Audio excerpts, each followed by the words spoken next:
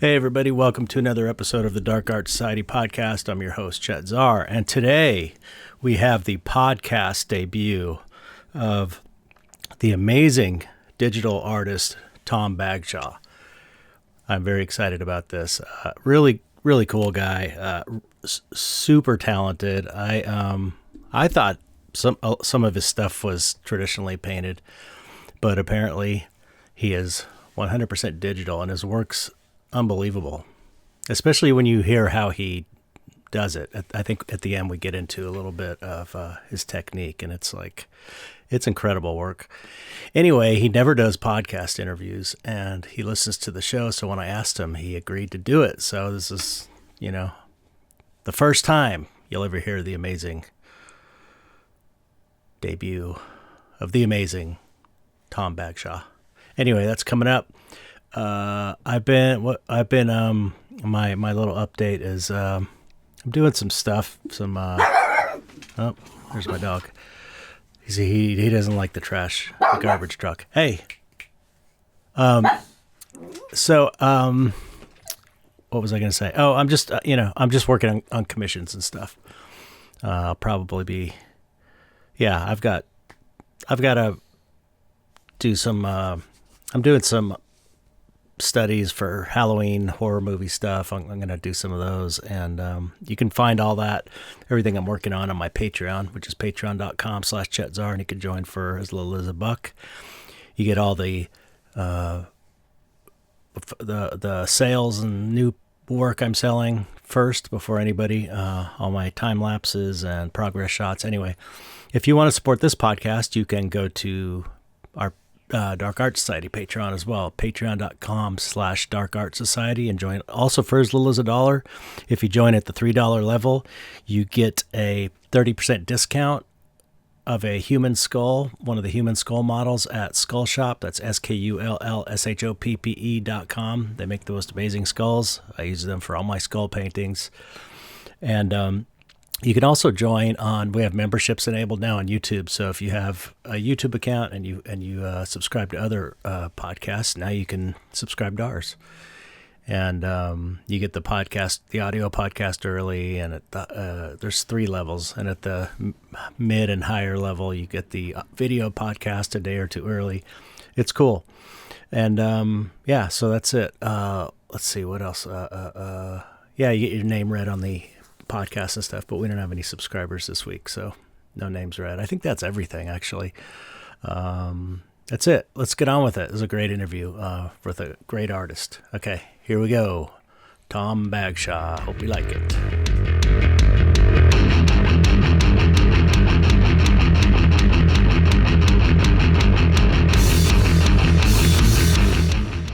Hello, Tom. Hello, Chet. The mystery man. Yeah. Finally nice seeing your face.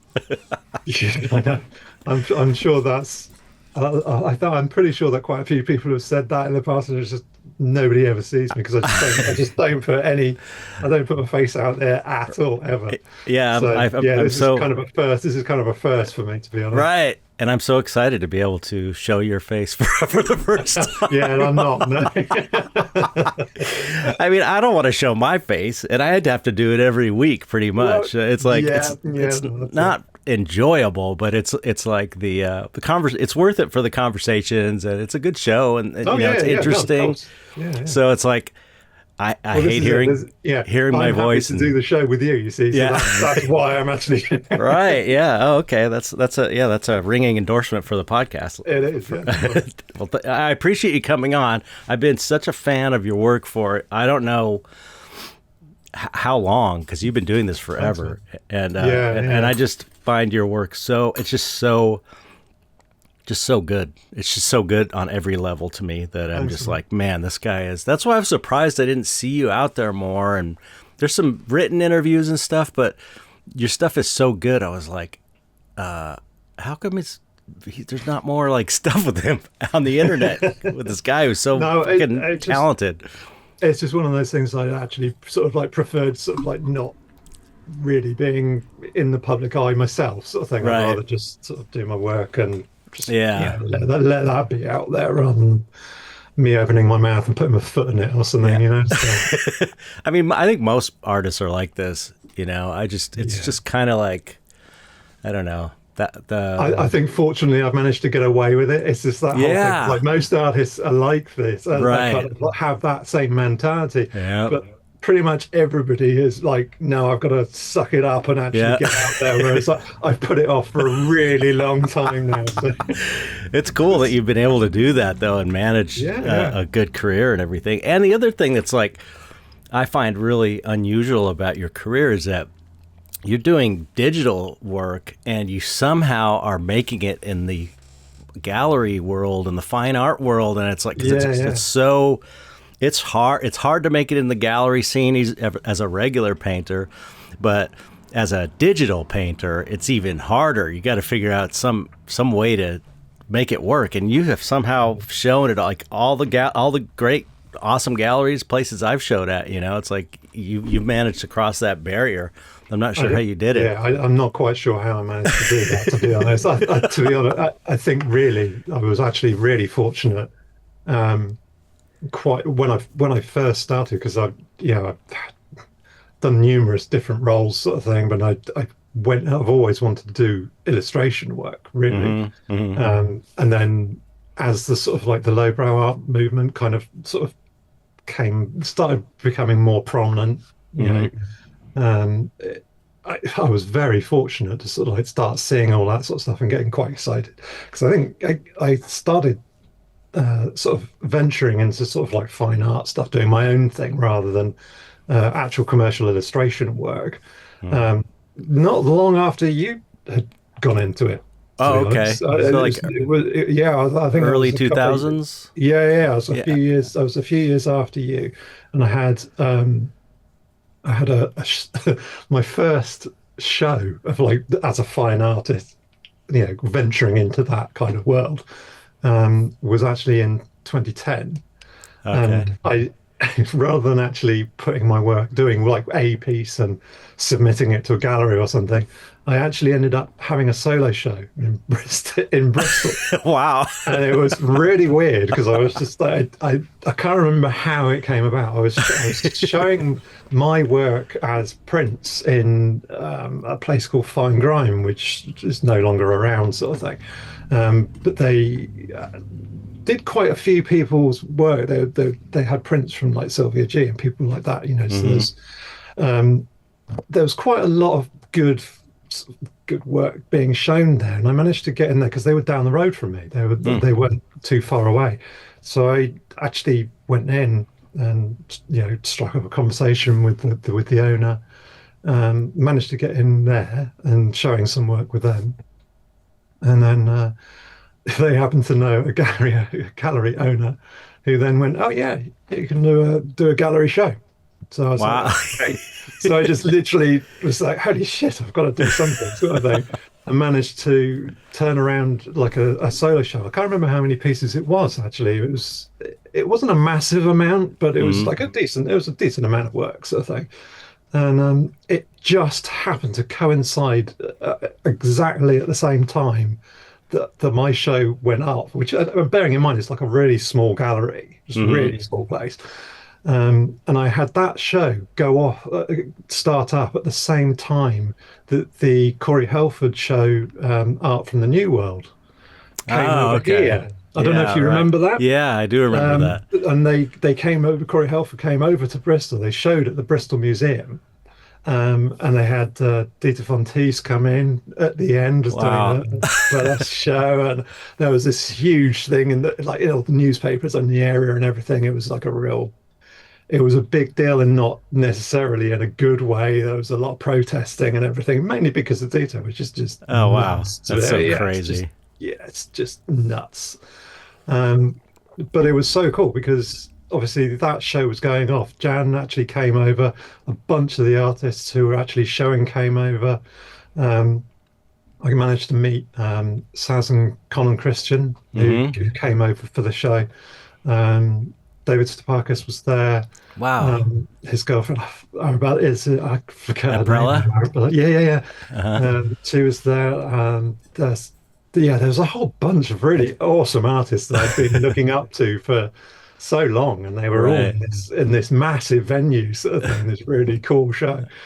And I managed to go in there and say my show was just down the road. I managed to go in, and actually, I literally I had no idea that anybody would come along That's to come down amazing. to this little gallery to come and see my Yeah. stuff.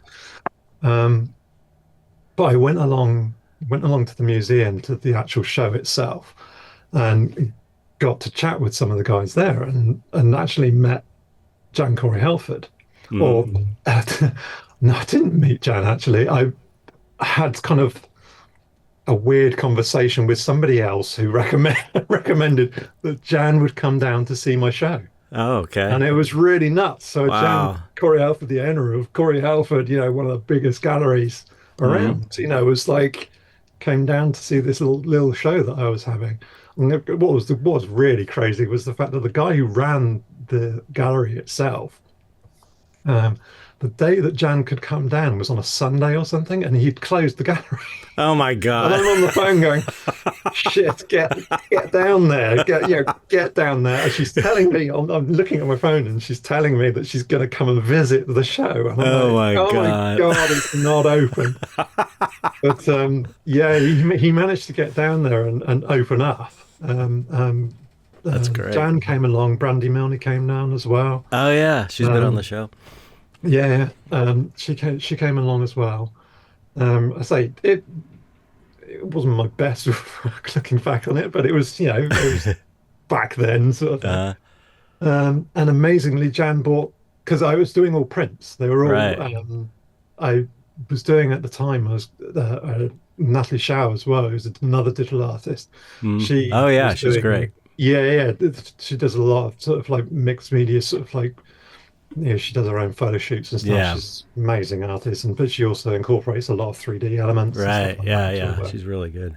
But she was another artist that this print house that I was working with, they were showing some of her stuff, and they had advised and said, well, maybe if you did some pieces and did them like as a limited edition of like five, Hmm.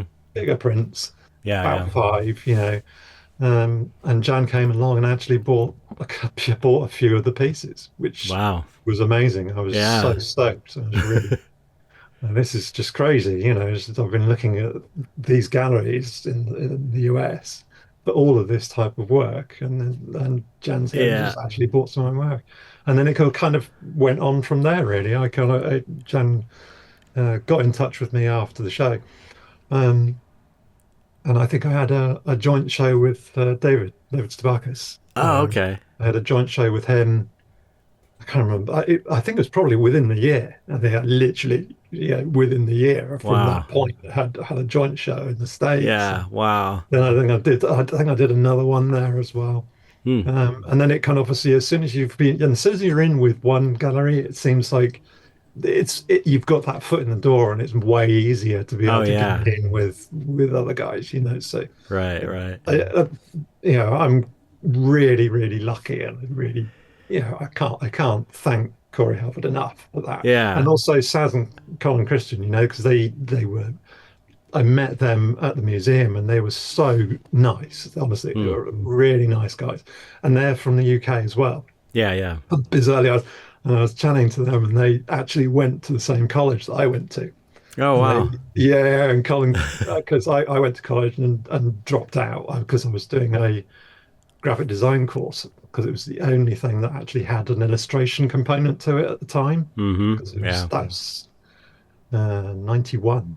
I think that was Okay. 91, and that was it wasn't the sort of the best thing for me. It wasn't a good fit, so I didn't last too long there, and Mm. dropped out and went on and did my own stuff, sort of thing. So it was kind of crazy speaking to Saz and Colin and going, "Oh my God, you went to the same place!" And Yeah. It yeah, sounds like everything really was just lined up at one yeah, moment. literally, it was just that But time, that year. right. I mean, Awesome. it was definitely a luck thing, but Mm. the thing is, I don't, the luck wouldn't have been enough, and I think it's a testament to your work that they were able to, she wouldn't have went and bought your prints if they sucked, you know what I mean? So it's like, and you wouldn't have gotten the show if your stuff wasn't good. So it's like, it's like a combination of luck and this amazing artwork you do. I think when that comes together, it's like powerful, it's pretty amazing. Yeah, it was really cool. I can't thank these guys enough for giving me that opportunity, because basically that just snowballed. I basically ended up giving up my illustration work that I was doing up until that point. I was also I was doing all sorts of stuff, really. I was just kind of went from one thing to another. Yeah. I think at the time that I had that show, I don't think I think I was doing illustration work kind of on the side as a freelance gig, and then also doing web design as well, doing web work and things like that. But so it's kind of gone on from there. So I was able to, after that show and after that, like as a real kick in the ass, and I was like going, actually I could do this. This would be definitely something to pursue. So I know I've been doing it ever since, really. So that's amazing. It's amazing. It's crazy too that you never had the issue. The fact that your work was digital didn't seem to stop you. It's like there's only a handful. There's like you said, Natalie Shaw and Ray Caesar. Remember Ray Caesar? I was gonna mention Ray. I mean, like, obviously the Ray's work is all 3D work. Right. He does the same thing. All his work is limited edition prints. I mean, he may do just like one massive print, Right. It's just amazing. And they charges like as much as a painting, and then that's it. It's the one image that exists in the world, and it's like there you take care of the issue of the it being a digital thing. You print it in the real world as one thing, and that gives it the value pretty much because it's so rare. Well, that's where I kind of went afterwards. That's kind of after I'd had this little solo show sort of thing. And I say it wasn't a big thing. It was a little gallery in Bristol sort of thing, but it had just opened that door sort of thing. And from that point, I kind of realized that doing, trying to do the same thing as some of these other guys are doing, like Natalie and Ray Caesar are doing, just doing big prints, doing them in a very, very limited amount sort of thing, but still being able to charge that really high price point sort of thing because of the work that they were doing. And they already had at that point, obviously Ray Caesar was up here, so I think still is. I mean, he's still an amazing artist, but the price point on their works was just way higher than anything that I was hoping to achieve sort of thing. So I kind of realized at that point that I didn't think that I was going to be able to do that. I didn't think that if I made 5 pieces, that those 5 pieces would all sell at that high price point.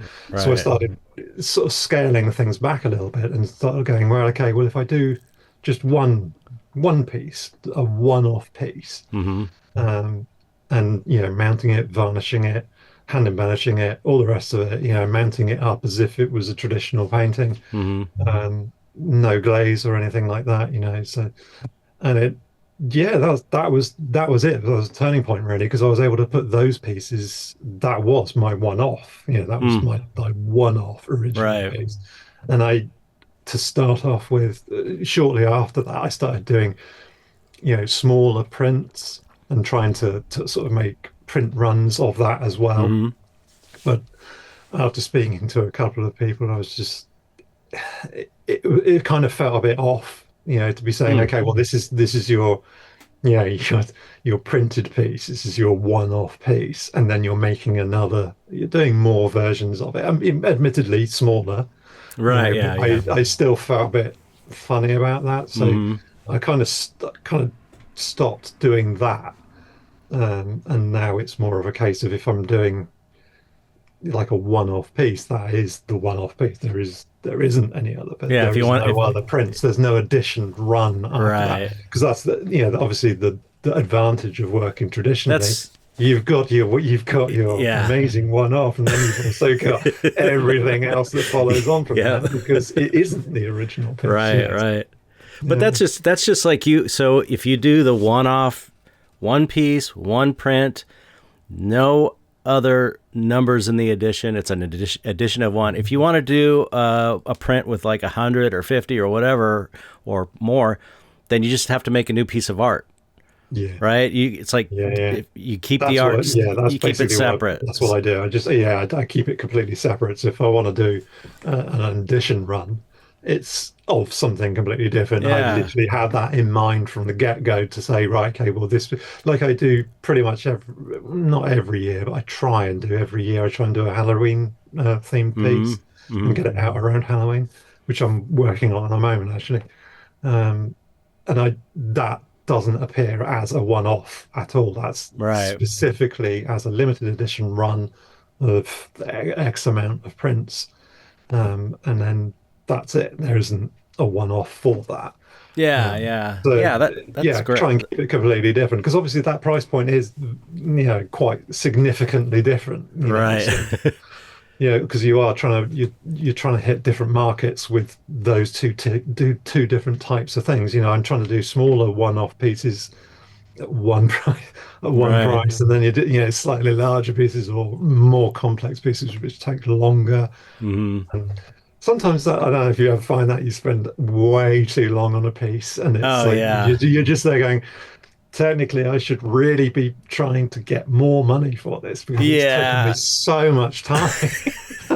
You can't do it. I know. Yeah, I just early on I got that out of my head, like one price for size, unless there's some special circumstances, like it's way more complicated than a normal painting of that size. Maybe I did like, if there was a whole bunch of highly rendered figures, whereas normally a piece with a single head, it's like, I might charge a little more for that, but generally it's just, I don't even think about the hourly. I don't want to think about the hourly rate, but some of them are faster too, though. Some of them you do like really crank out, and it's like it kind of balances out in the end. I feel like, I hope it does. Yeah. And never look at it too closely. Just right. In case it doesn't, because it's just too depressing if you start going. I know, but we are doing. Do you ever find that as well? It's like some pieces that you can work on for so long doing a piece, and at the end of it, you're just saying, I'm not as happy with it. And then I managed to do in a couple of hours. Definitely. Yeah. That can look totally. Way better than I spent a week on. I've had some studies where I like the study better than the big painting, even after all said and done. And I look at both, and I'm like, somehow I didn't capture something about this study I didn't capture in the big one, and it's such a bummer. It's like a terrible feeling.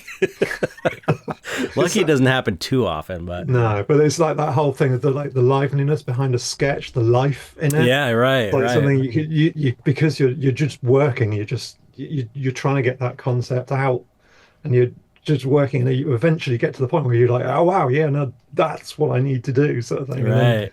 You work that piece to death. Yeah. Right. No. It doesn't look anywhere near as good as this sketch did.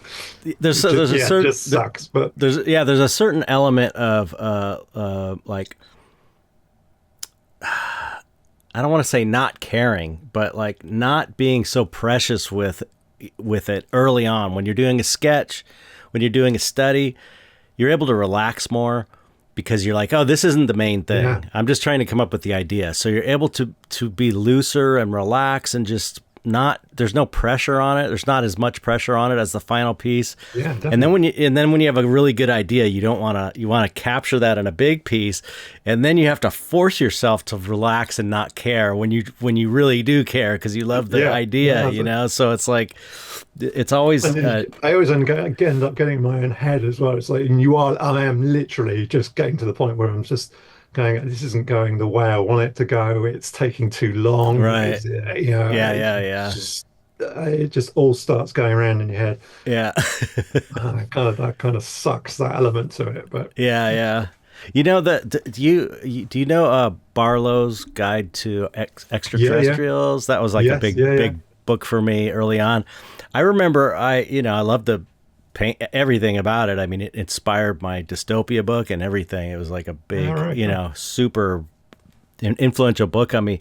But I remember like I like the sketches in the back, you Yeah, know, right. as much or more than the paintings of the. I've not 'Cause actually seen the book. I know it, but oh, okay, because I haven't actually seen the book. But oh, yeah, it's amazing. It's amazing, but it's oh, like, really? yeah, he's got, you know, all the different aliens from famous science fiction stories that he figured out how they work, and he painted them and made diagrams, and it's amazing. And then in the back are all his sketches.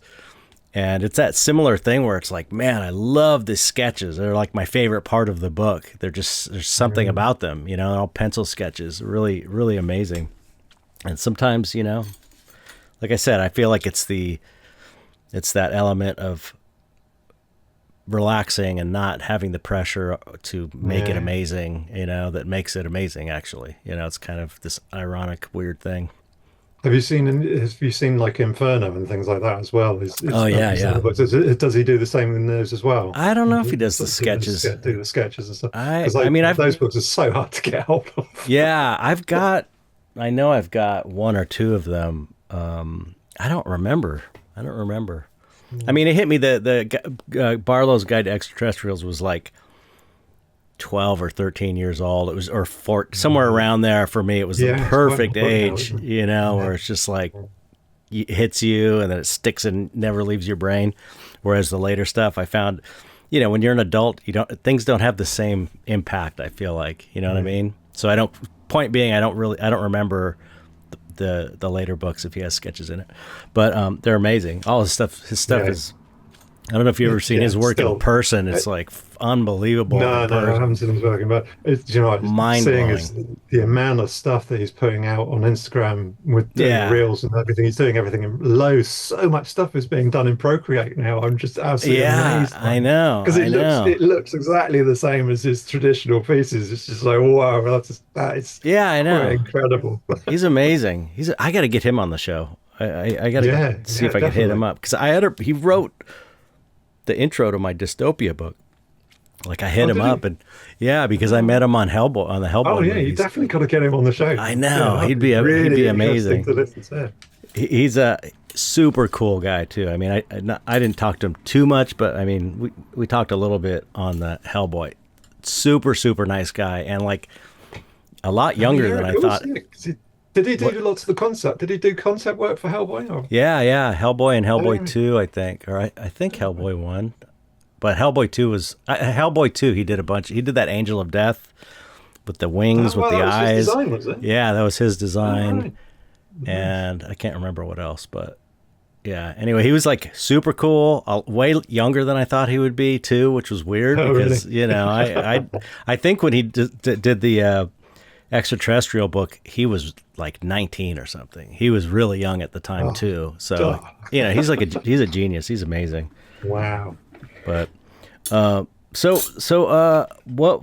Let's see. Let's go back to your childhood. How did you become an artist? What's your art story? What's your artist origin story? Origin story. Yes.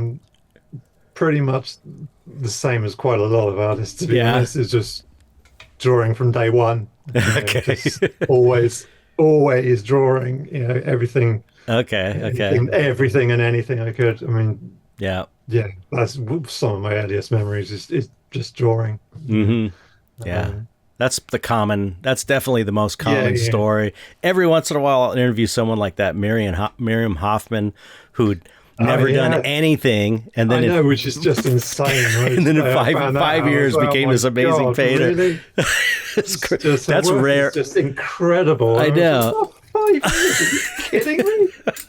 It's just nuts. I know, it's insane, but that's rare though. That's rare. Most artists I interview on here are the same, where it's like, you know, it's in your blood. You start when you're a little kid and you just never stop. Were you into the weird stuff when you were a kid, or did that? Yeah. Okay. Definitely the weird stuff. I mean, not exclusively, just all. I mean, even now, I'm just, I'm interested in all sorts of different fields of creativity in terms of, pretty much everything. Really, right. Just like YouTube is just a massive time suck for me because I'm just all sorts of different stuff.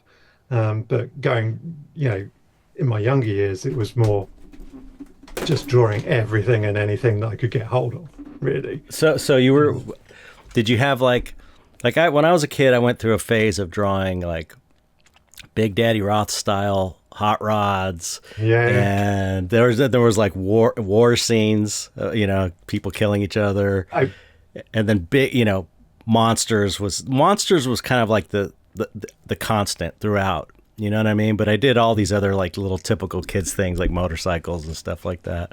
Yeah. I don't think I was actually into that sort of thing. But I mean, going back to sort of 10 sort of quite a long time ago. So that wasn't really what I was doing. I think I was copying a lot of stuff from comics and things like that. Oh, okay.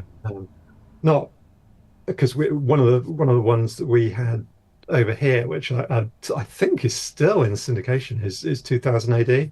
Oh yeah. Which you probably know, Judge Dredd as being like the one that everybody knows, right?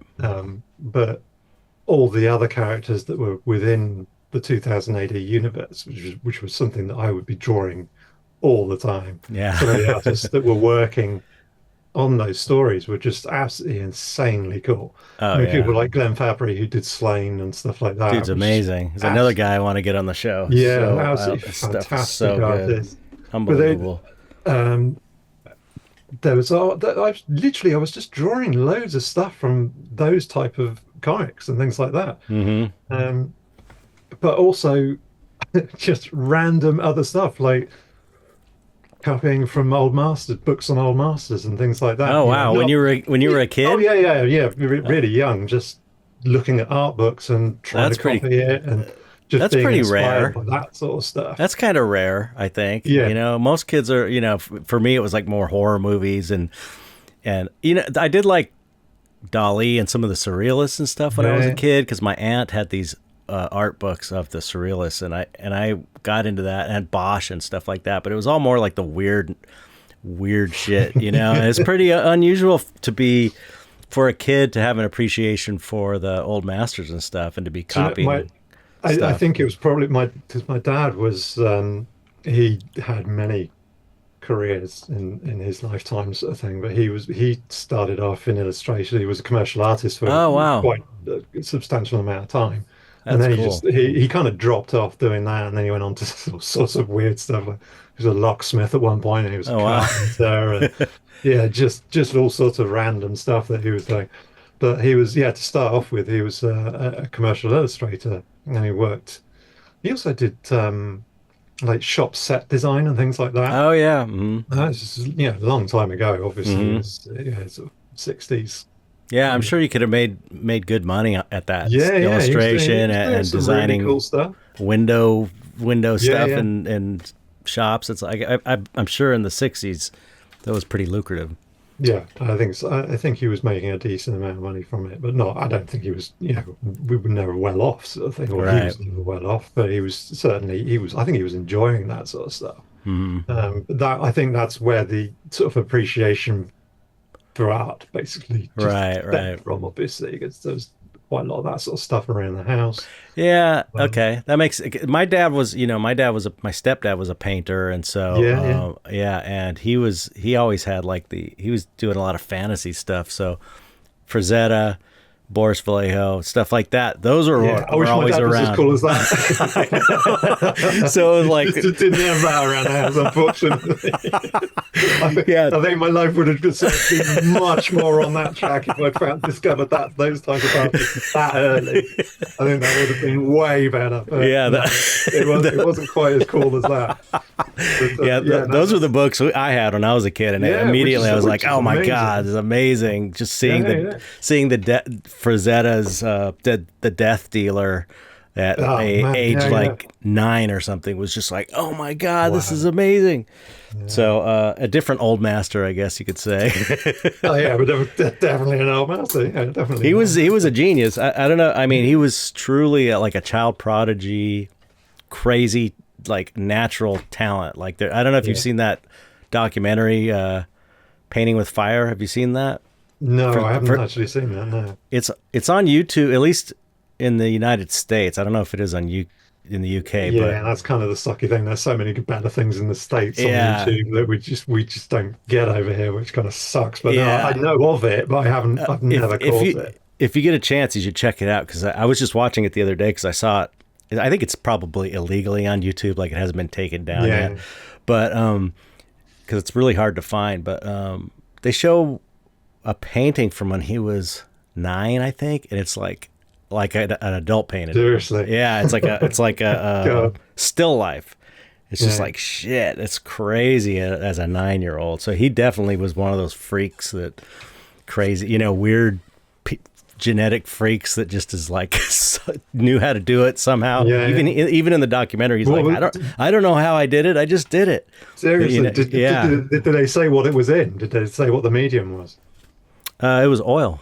It was in oil. Yeah. I mean, it was 9 years like old with a painting in oil. That sucks, doesn't it? if you saw it, you would think it was an adult, maybe like an amateur painter, but it was not. It was amazing. It looked real. It looked good. It looked right. It's like you tell, oh, this person as a painter, you go, okay, the person who painted that understands turning forms and lights and cools and all this stuff, and it was just all there, and it was like, it's amazing. He was a freakish talent, but most of us aren't like that. That's like, that's But you were super you were rare. so lucky to have got that as one of your main influences. Oh, yeah. At such an early age, being able to have Absolutely. that sort of work around, Yeah. being as an influence for you. Yeah. Yeah, it was amazing. Yeah, I mean, I had the, and then it was like naked fantasy women on the walls of my house. It was like, I just never seemed weird to me because it was always around. Always And around. Yeah, my Yeah. friends would come over and see all these nude women like floating in the air and stuff, these paintings, and they'd all be like giggling, and I'd be like, what, what? Like, it just didn't even occur to me. No. Well, I got the same sort of thing, but because I got into Vallejo and there's some other illustrators. I've got some of their books. Chris Achilleos. I can't remember if I pronounce his surname like that, but I butchered quite a few people's names, so I apologize to them. But yeah, some of these guys whose artwork I was just like, wow, this fantasy stuff is just amazing. I mean, obviously Vallejo's work, Julie Bell's work as well, obviously. This sort of stuff I didn't come to till quite late, really. I mean, sort of, well, I would say late, but sort of, 13 rather than sort of, pre-teen sort of thing. Right. But as soon as I found those type of things, that was one of those, wow, Right. this type of figurative, because that's really the sort of stuff that I was trying to emulate. I can with see my- that. I can see that influence now that you mention it. Yeah, I can yeah. see the influence in your work, where It's, it's like always being figurative. yeah, Always being figurative, but also not shying away from rendering. That's what I loved about Vallejo. It's like it's so people, a lot of academic type painters will criticize this kind of work as being too illustrative or too rendered and too tight, and it's like I felt like it's just it's stunning when you it's see stunning. it. It's stunning. Yeah. It stands on. It's just like Bouguereau or something. Yeah. He once, Sargent is kind of held up as the ultimate painter, but Bouguereau is like, it's not. They're not trying to be the same thing technically. You know what I mean? Bouguereau's not about I'm going to spend 3 weeks on a painting and keep scraping it off until I can get it in one sitting, and then everything's like the economy of brushstrokes. That's amazing, right? But it's not. It doesn't mean that the highly rendered stuff like Bouguereau or even Boris Vallejo is any less than that. It's just a different way of being amazing and doing incredible exactly. work. That's it, isn't it? It's just like there is so much to be said for sort of beautiful alla prima kind of work, in terms Right, of sort of, right. really sketchy looking stuff that, or stuff that almost looks like it's half finished, sort of thing. Right. Some of that sort of stuff just can be absolutely stunning on its own, and there's absolutely no quibble about the fact that that is an amazing piece of artwork. But then Right. you look at other pieces of work and you go, they are just two completely different things. It's just that kind of attention to detail and the amount of time that's been worked on that. Um, which, yeah, totally appreciate that. Yeah, yeah. I fear that unfortunately I go down that route and actually start working away on something, and then I don't get to the end of it and go, oh yeah, no, that was worth it. Okay. Right. You just get to the end of it and go, yeah. damn, I could have done better. It probably would have looked better if I'd just done it as a sketch. It would have looked much better. Right. Yeah. I mean, I definitely, I personally have a tendency to over render, or if you talk about, you know, a loose style versus a tighter style, my tendency is always to be tighter. It's always been that way. Yeah, yeah. And so I do try, and I want to be able to go both ways. I want to have the freedom to do both. So I try to keep things loose when I can at the same, but it's like, if I just let myself go without feeling guilty or anything, or feeling like I should be painting a certain way, I'll paint things that are like, I'll paint tighter. It's just kind of my natural state of being. Even when I was a sculptor in effects, it was the same way. I was really into detail and stuff like that. And it's just like, some people are just suited to that, you know? Yeah, I think that's it, isn't it? If it turns you on, people have then got that, their brains are wired that way to actually go, well, actually, the attention to detail of just noodling away on something for hours. Yeah. Most people would drive them insane. You're right. Yeah. I know. It's just I think there's certain people who do actually think that is the thing that they want to do. They enjoy getting into the minutiae of all these little details and just working away them. Even if it can, at the end of the day, even if you spent hours working away on something, noodling away on it, and nobody else can tell at the end of it. Yeah, right. You know that you've been working on it for that long. And it was satisfying, and you enjoyed it, because that's such a big part of, to me, painting is, you know, it's hard and sometimes it's painful, sometimes, but generally it's a pleasure, you know, and it's fun. It's like we're doing it because it's so enjoyable, you know. So you know, and that feeling of like, there's just a feeling you get when you are nailing it, and it's, you know, it's just so much fun. And sometimes part of that is just getting lost in the details, and it's got a different quality than the loose stuff. And it's just, you know, I just don't like the idea that one's better than the other, because it's really not, exactly. You know? And also, I don't necessarily feel like I want to get stuck in doing one thing or the other sort of thing. Because on my Patreon, I tend to do these little studies each month, sort of thing, and that's where I end up doing some pieces which are way looser, you know, much looser than I would normally do. But they're only relatively small, so you can get away with doing something a bit looser. And I feel like that's really fun for me, you know. But then obviously I've been doing that Patreon thing for quite some time, and you end up, when I look back on all of these little studies that I do each month, sort of thing, because I'm on about 200. I can't remember how many I've done now. Yeah, your Patreon, like 230 or something like that. Yeah, so your Patreon's amazing too. Everyone should join your Patreon. It's really good. It's very active. People would. That would be great. Well, I always say, like, Patreon's great. Patreon is great. A lot of people who listen to this podcast have Patreon accounts because they support the podcast. So if you already have an account set up, it's so easy just to go over and push the button, even if it's for like a month. Even if it's for a couple months, and then you can't afford it, then you drop out.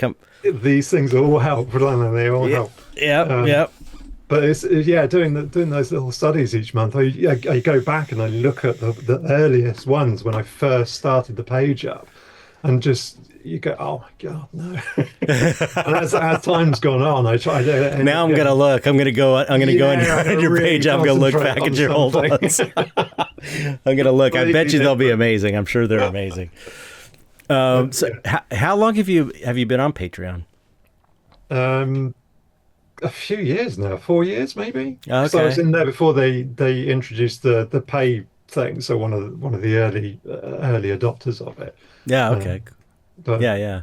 I think you were as well, weren't you? Yeah. I think I've been on for, I want to say 6 years, maybe. Really, 6 years? I think so, because the podcast, believe it or not, is like 7 years old at this point. Wow. Which I can't even fucking believe it.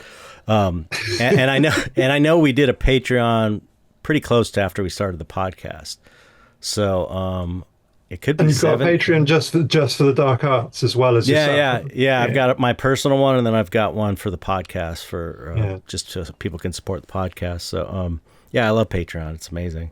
Yeah, I've been in a kind of running battle with them. Not battle, but I've been on with their support at the moment because they do tend to sort of introduce weird things to the back end, to the content management system as a creator. When you're trying to do stuff and it gets just screwed up, you're just like, oh, what? It just changed. Like all these I had this whole system about like setting it, putting the tags, the searching tags, and all this stuff, and now it's totally in a different spot, and they don't really warn you. I don't know, or maybe I'm not getting the memo. Do you know what? No, because that was just it, wasn't it? It was just the fact that these things always end up being, they say, oh, this is all nice and new, and you start trying to use it, and then something has changed in such a dramatic way that they're going, well, why? Why has this changed? The images, I'm having a real issue with the images, putting inline images at the moment because you can't get gaps right. The cursor disappears. That's one thing I had. I don't know if you experience the same thing. You're trying to put an inline image into the post, and then you try and put another image. No, I have between them. I haven't. They've added code to the actual images. So when you when you add an image to the inline, to your main content. In the text you're talking about, where you want to put, the text I haven't done that. An image in there. Yeah, I haven't done that in a long time. Right, okay. Yeah. I mean, if you're just sticking images at the top, it's a different matter, obviously. But I mean, I've got when I do posts, I tend to put multiple pictures in line. In the actual content. Right. They've added in the code. So when you insert an image, it wraps it in some code. And that has a preset margin on the top and the bottom. So you try and add another image in underneath that, and you've got another margin on top. So it looks like this horrible gap. And it's, oh, no. And the thing is, it's like back in the day, everybody knows, that you would just do, shift and return, and you'd get a carriage break, and then you'd return, and you'd get a paragraph break. So you could judge your spacing with things, and it's such a tedious, stupid thing to start nitpicking about, but you just think, oh, really? And then it doesn't display on email properly. Oh man, sucks. So things like that, because I went into doing web design, these type of things. Right. I haven't done it for years, sort of thing, but I still know a reasonable amount of coding and things like that. You just some of the stuff when, like, on the content area, when the main content area, when they first redid the content management system, there's that middle bit where you write all of your content in, and they actually used some code to hide the scroll bar because it looked beautiful. So it looked really nice. Oh wow! It just disappeared. The scroll bar disappeared, and I was like, well. I'm writing content in there, and I can't tell how far this is going down. Oh no! What the hell is this? So I actually ended up writing back to them and going, no, because I'm looking in the code and going, yeah, you've made it, so it won't show up. So you could look in the code and know what's. I go through the browser and I start looking. That's hilarious. At the code and going, well, what have they done? It's a really stupid thing where I'm just like going, no, you can't choose the sort of like design aspect over functionality. It's like a scroll bar. It's like everybody needs to know that it can scroll. If you hide it, that's hilarious. Nobody knows. It's nuts. And their answer straight off, was, well, you can use the keys on your keyboard. And I was like, well, that's what I'm having to do at the moment. Right. Or you can use your mouse, the scroll wheel on your mouse. And I was like, well, I use a tablet, so I don't have a scroll wheel, so that kind of scuppers that. But they've since replaced that and actually brought scroll bar back. So I was, really, that was a red letter day for me. I was just, wow, what a scroll bar back. Well, overall, we like the platform. Overall, we really love Patreon. Patreon is a great, Don't get me wrong. It's like all of these platforms. Obviously, there are niggles with some of these things. Some things do. Yeah. I mean, it's all technology. They do that with the iPhone all the time. They're updating it, and all of a sudden everything's different. It's just like it's the way of technology, I guess. Yeah. So, how I want to hear your. I just find it so interesting that you've been able to simply manage the digital thing. I got out of digital. I started as a digital artist. I mean, I started, as an adult when I was like, okay, I'm going to do fine art. I started as a digital artist doing Photoshop stuff. Painting in Photoshop. When you were doing the special effects stuff? Or was This is like early 2002, 2001, or around there. Because I was my friend Cam De Leon. He's amazing. He does digital. He does oil painting and stuff now. He's a guy who was working with Tool before me. Yeah. And so he had an online store. He was selling prints, all digital stuff. He was doing amazing Photoshop stuff. And so I was kind of following his lead, sort of, because he was like the only person I know that was actually making a living as an artist. So I'm like, I'm going to try photo. My first impulse was like, I'm going to do it with Photoshop, because I'd been doing Photoshop for creature design and stuff for years, since mid 90s or late 90s. I started getting into Photoshop and 3D animation and all that stuff. So I started doing. I knew that you were using ZBrush, weren't you, at one point for sculpting as well? Yeah, but I forgot it all. That was later. That was way later. I was doing that in effects. Photoshop. So after 2D work, you then went into doing 3D. Well, no, I was doing Lightwave, which was an old. It's still around, actually. They're actually in the UK. They're UK based now. I think some UK company bought them, which is strange, because I didn't even. To be honest, I had lost track of Lightwave completely. Everybody. It's like a cult. It's like a cult 3D program that like only these hardcore people. And it's like the only one I know. And I'm so old at this point. I don't want to learn a new. If I had the time, I'd probably learn Blender, because I really do like, as a toolkit, as a tool in my toolkit, knowing how to do 3D. It's really convenient if you're doing for just. I have to say I use a lot of 3D. Yeah, and I like it. It's fun. I enjoy it. I actually totally enjoy it.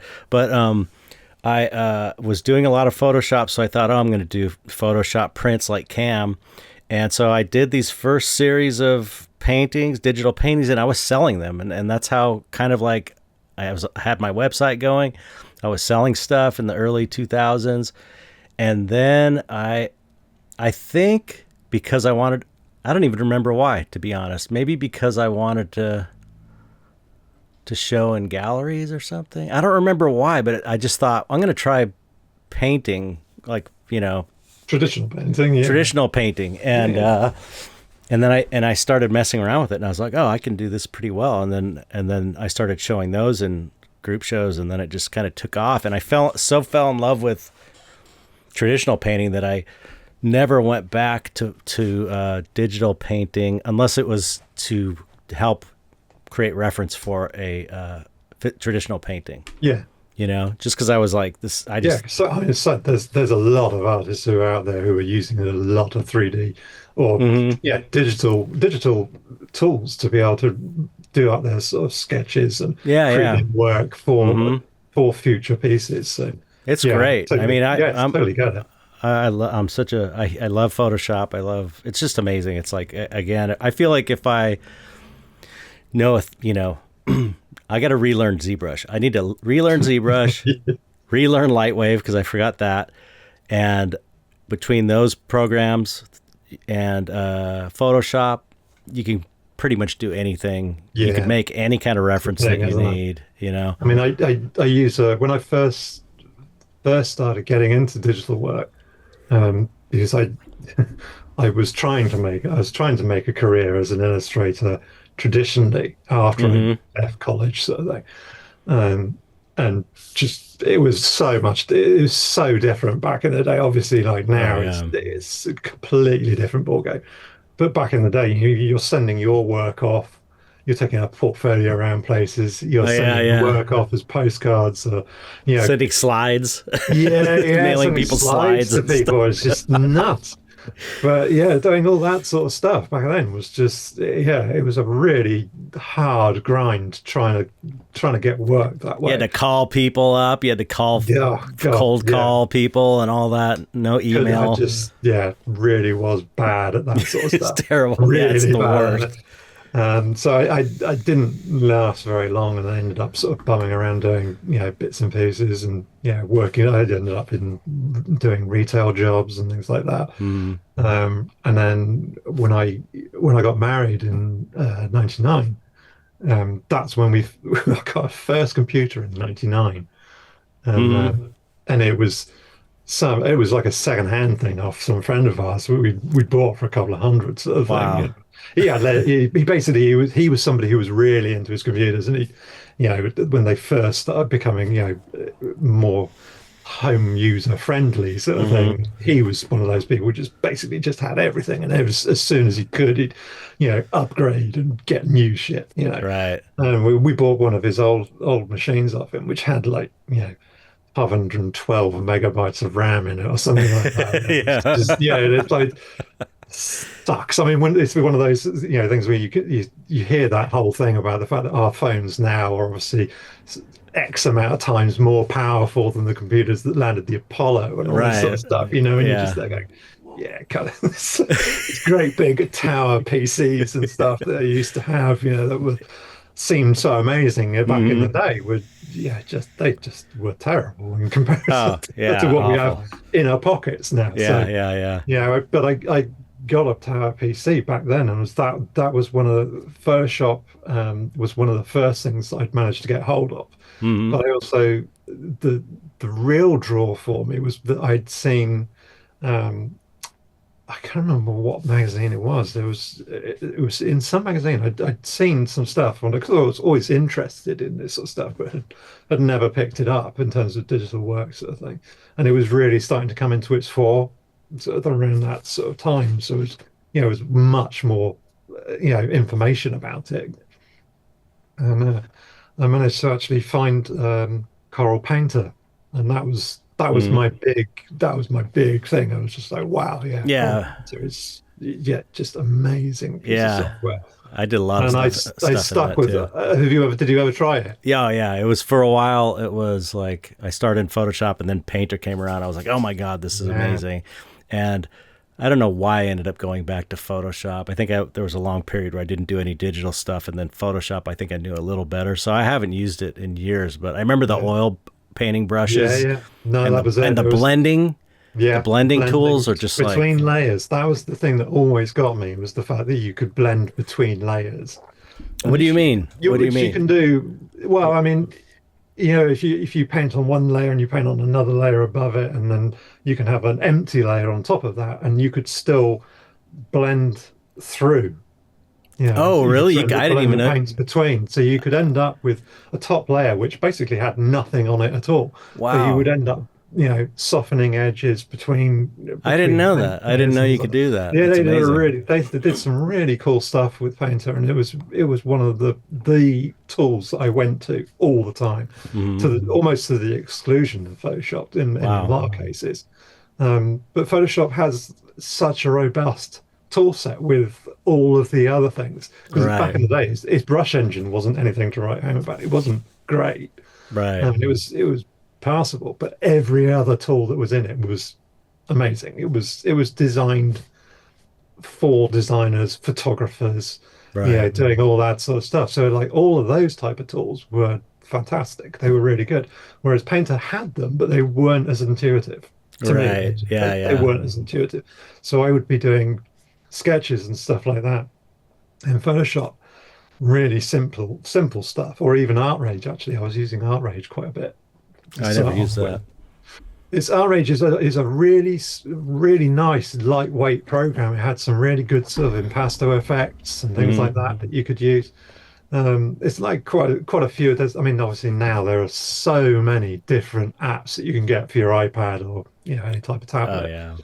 and it has more of that kind of feel. It had a really pared down tool set, um, but it was great. It was a really good application, but I could never get the pressure sensitivity wasn't as good as I was hoping it would be. Mhm. So, but it was great for some stuff. But then I found myself always jumping from one program to another. So Right. I'd do some stuff in Photoshop, I'd jump over, I'd do some other stuff in ArtRage, and then jump over and do stuff in Coral Painter, back into Photoshop to finish everything up. Yep.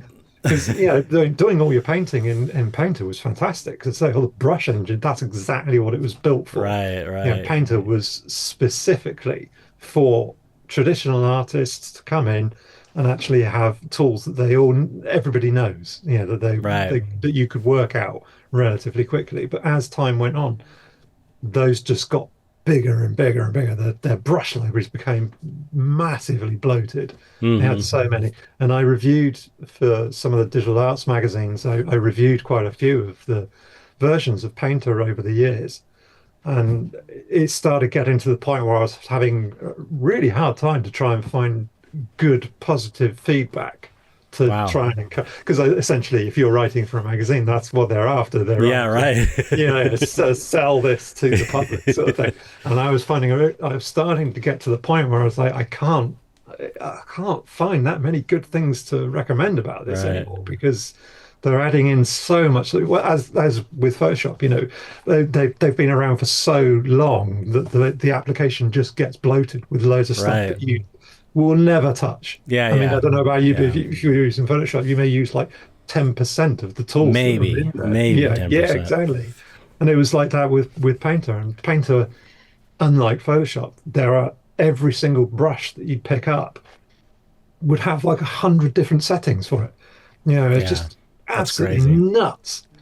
And you could pick it up with some of the preset brushes. They were all designed by people who knew what they were doing. So there was a lot of good brushes that you could pick up and you could just tweak a little bit and save those out as your own custom brushes. And they were fantastic. There were some really good brushes. And then, I say, it just got to the point where Photoshop kind of caught up. Right.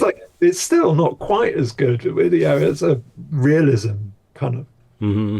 view in terms of like traditional paint feel, but you can get very, very close with it now. Their brush Yeah. is much better than it used to be.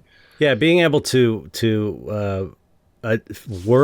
work with the brush properties and design your own brushes was like a total Yeah. revelation to me. I finally, there was a point where I finally had, I don't know how I learned, maybe one of these magazines or books or something, but once you start going in and designing your own custom brushes, it's like, oh, okay, this is amazing.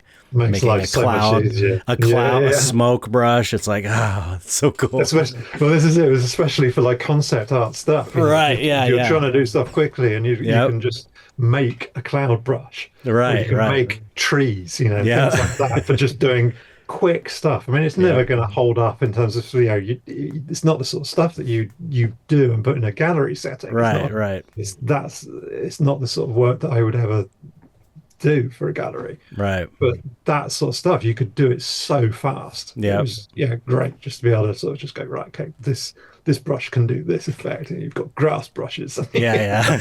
little bushes and things like that. Just do all this stuff really quickly, and grabbing a lasso brush and knocking out big shapes and concept art. Well, I mean, some of the guys who are doing the concept art stuff these days, they're just amazing, aren't they? Yeah. It's just I watch YouTube a lot. I watched lots of these guys' tutorials and how they're working, and just purely just out of my own curiosity, just to see other people working, sort of thing. It's always good, seeing other people's work. Oh, And definitely. you just watch some of this stuff and just go, wow. It's just I know. it's never something that I'd actually, I don't do concept art, but it's another one of those fields I appreciate the hell out of. These guys can do such amazing work. Yeah. But that's exactly it. I was looking for those type of tools early on, and so Coral Painter was the first thing, the first main application I started using. But I don't know if you've used it. There's a new, well, I say new. It's been out for a few years. Have you ever used Rebel? No. Rebel. Rebel. It's made by Escape Motions, and a Rebel. That's a really cool one. I don't know if you remember with Painter, you used to have like flow maps that you could add in, and they'd have real water, like watercolor brushes and things like that, which Oh would yeah, yeah. use, Those, yeah, you'd have that. It would mimic gravity on yeah, the those canvas, are and amazing. Yeah. well, brushes that would, actually spread Yep. pigment, digital pigment Yeah, yeah. across the canvas sort of thing. All that stuff was fantastic, and Rebel's kind of done the same thing, but they're still small. So the Right. application hasn't got massively bloated yet. Oh, okay. And How do you spell that? How do you spell it? Rebelle, I think. Okay. I think that's what you call it. I'm gonna look it up. They've just launched a new version, Rebelle 8. And they've improved a whole load of them because they've got a really amazing oil brushes, Wow. watercolor. Again, you Cool. can sort of like turn on sort of simulation effects and stuff. So running paint down your canvas. Oh, cool. You could there's this nice little tilt sensor in it, sort of thing that you can set to as if you were bringing your canvas or your easel up. Oh, The wow. more water you have, the quicker it will run down your page. That's so Or cool. if you set it completely flat, it will spread outwards rather That's than really down. cool. Sort of thing. So things like that. There's Yeah. granulation that you can add to watercolor effects. You can quickly dry the canvas. That's add other amazing. stuff on top of it. Add oil paint type effects over the top. Metallics they've got now. But one of the really cool things that they have, which I really wish that Photoshop would introduce, was the true pigment mixing. So that RYB, is it RYB? R Color palette, color wheel, so that you actually do RGB. have, RGB. yeah, no, RGB. not RGB. Yeah, Uh, you've got all the different types of color wheel, haven't you? And there's this one is the one that allows you to be able to have colors mix much like traditional media would do. Okay. So if you mix yellow and red together, you do actually get That's orange. what I hate. That's what I hate about Photoshop. That's what I hate Yeah. about Photoshop is the That's color wheel. It's like Yeah. I think that's why I've never really been able to translate how I paint in oils to how I paint in Photoshop. They're kind of different things. Yeah. They have a different look, Completely. and a Yeah. lot of it has to do with how the color mixer it's is. how the color works itself, isn't it? And it's just, Yeah. like if you're painting traditionally, there's the possibility that as you're mixing your colors, you can end up with your painting becoming quite muddy, so you end up going brown. Right. And with digital, it doesn't work like that, so you Yeah. end up going grey. So that's what happens. It's like your paint digital paint starts looking grey rather than the warmer colours. And that's what Rebelle actually has, that facility to be able to actually say, right, okay, well, if you're mixing these colours together, that's the third colour that you're going to get. That's alone sounds like, Yeah, seriously, I'm gonna you check should it out. Definitely check it out. I mean, it's I've been using Rebelle for probably 5 years, maybe. And I think there wasn't a massive amount of things that I was looking for in this update that I was thinking, I definitely must buy it.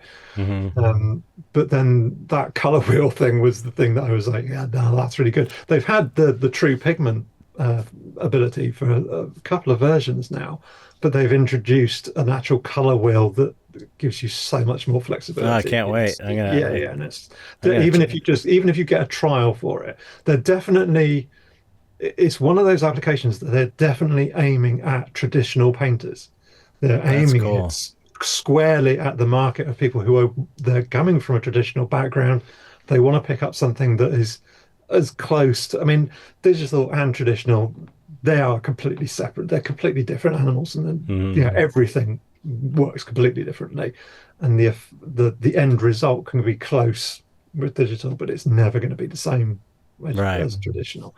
But that's where they're aiming it for. They're aiming it at people who come from a traditional background, are used to mixing paint in that kind of way. I can't wait. I'm so excited. Don't want to start messing around with. They have Yeah, loads of really cool, simple preset brushes and stuff. that's great. Um, yeah, honestly, I'd recommend anybody use it because it's not a really expensive one. It's not like Adobe and their stupid subscription model Right. and all the rest of it. Which I don't know if you ever used Affinity products at all. They're No, kind of the like Affinity Designer and things like that, no. which is like another version of Photoshop.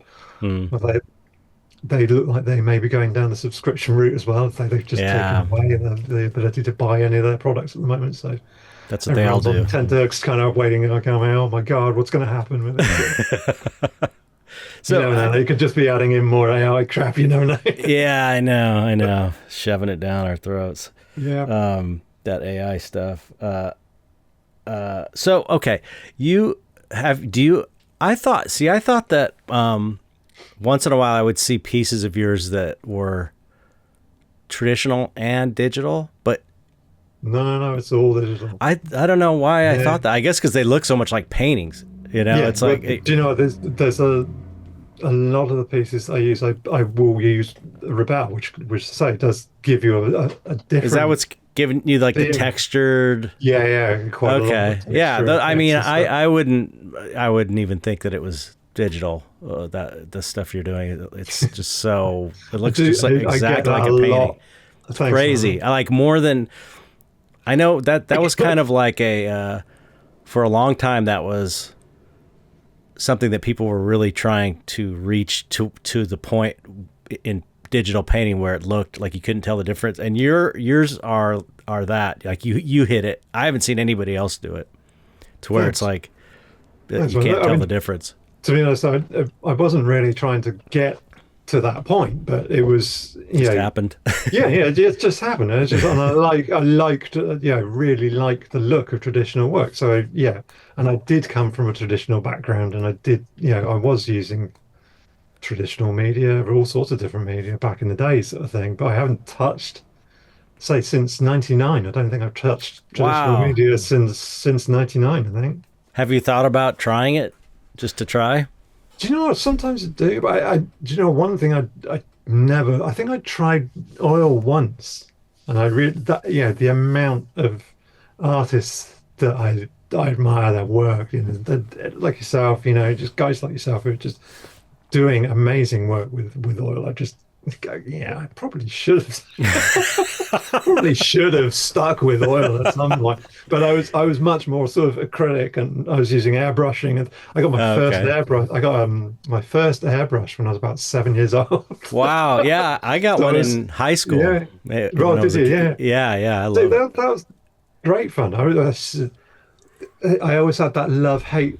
I don't know if it was named the same thing. It's called frisket film, like Yeah, masking yeah. film. Hmm. Yeah, and I always had that sort of love hate thing of like being able to cut out masking film and just Right. making sure that you're just cutting that tiny micron of the Right. film without Yeah, not going through going the paper. into your paper in any way. Yeah, just massive line. But yeah, I love doing all that sort of stuff. But yeah. So when I moved over to digital and say found Coral Painter, just never bothered to go back again.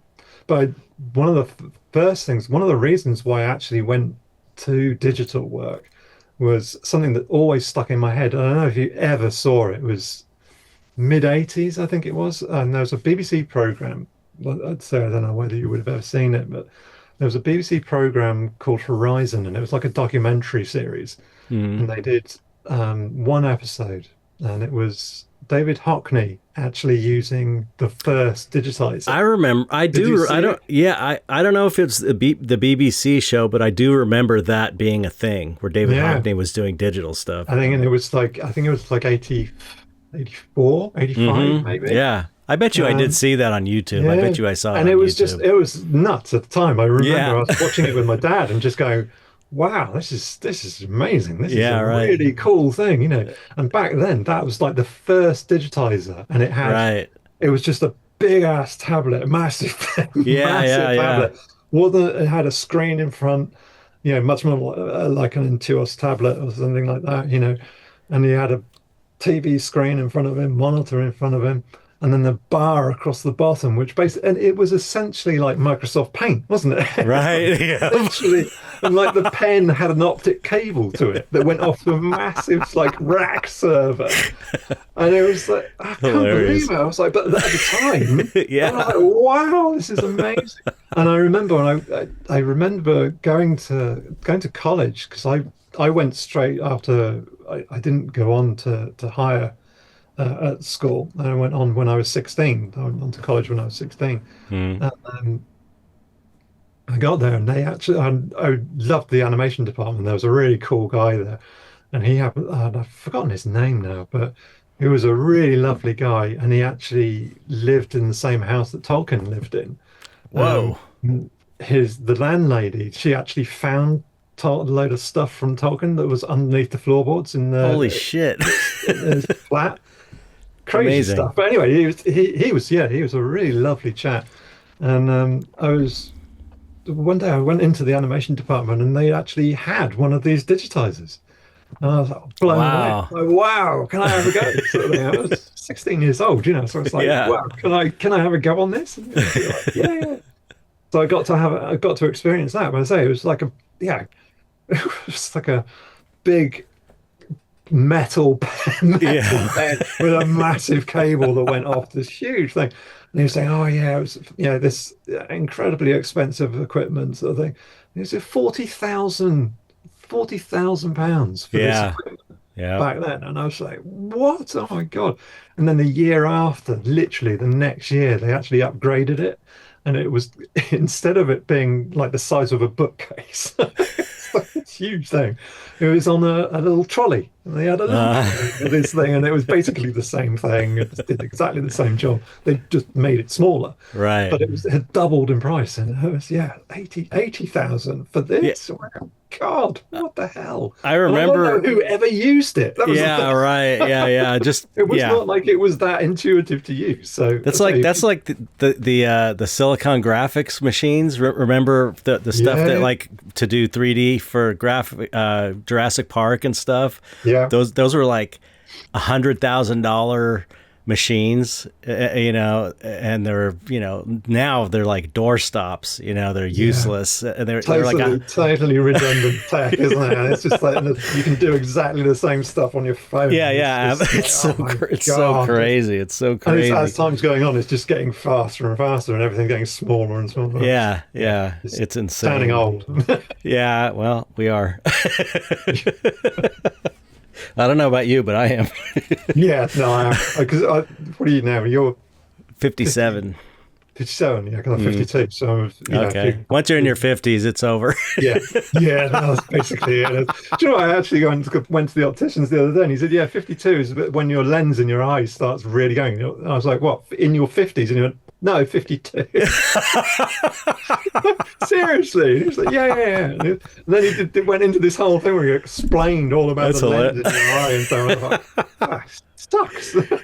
I definitely need to Until I get came in. I need to get glasses. I've never worn glasses, and I've needed them now since I was 40. I started using those reading Seriously? glasses. Yeah. Just because my eyes get I was blurry. going to say, do you use if you have to use for reading? Yeah, for reading. Just for any, if I'm working on a painting and I need to get Yeah, up I was close, gonna I'd say, have for to use close those. up, do you Yeah, have those to use cheaters. glasses? Yeah, right. Yeah. Otherwise, it's okay. But I know that once I get them, it's going to be like, oh my God, why did I wait so long? But the funny thing is, this friend of mine, I was working at Rick Baker's, and this friend of mine, Mitch, who was a sculptor, amazing sculptor, he was telling me like when I started working there, I guess in my 30s, late 30s, no, mid 30s. Anyway, he told me, he's like, yeah, right around 40, you're going to probably need to get glasses. You're going to see your eyesight's going. And I was like, what? And I swear it was like when I turned 40, my eyesight just went to shit. Yeah. It was so crazy. I was like, wow, he was so on the money. Yeah. Okay. You, I would, it's on one hand, I would love to see you get into oil. On the other hand, I'm like, I think it's so cool that you're like, fuck that, I'm going to keep doing digital. I'm a digital guy. And so as much as I'm curious to see your oil painting, because I'm an oil painter, so of course I'm going to be more wanting to see that sort of thing, just because I do it too.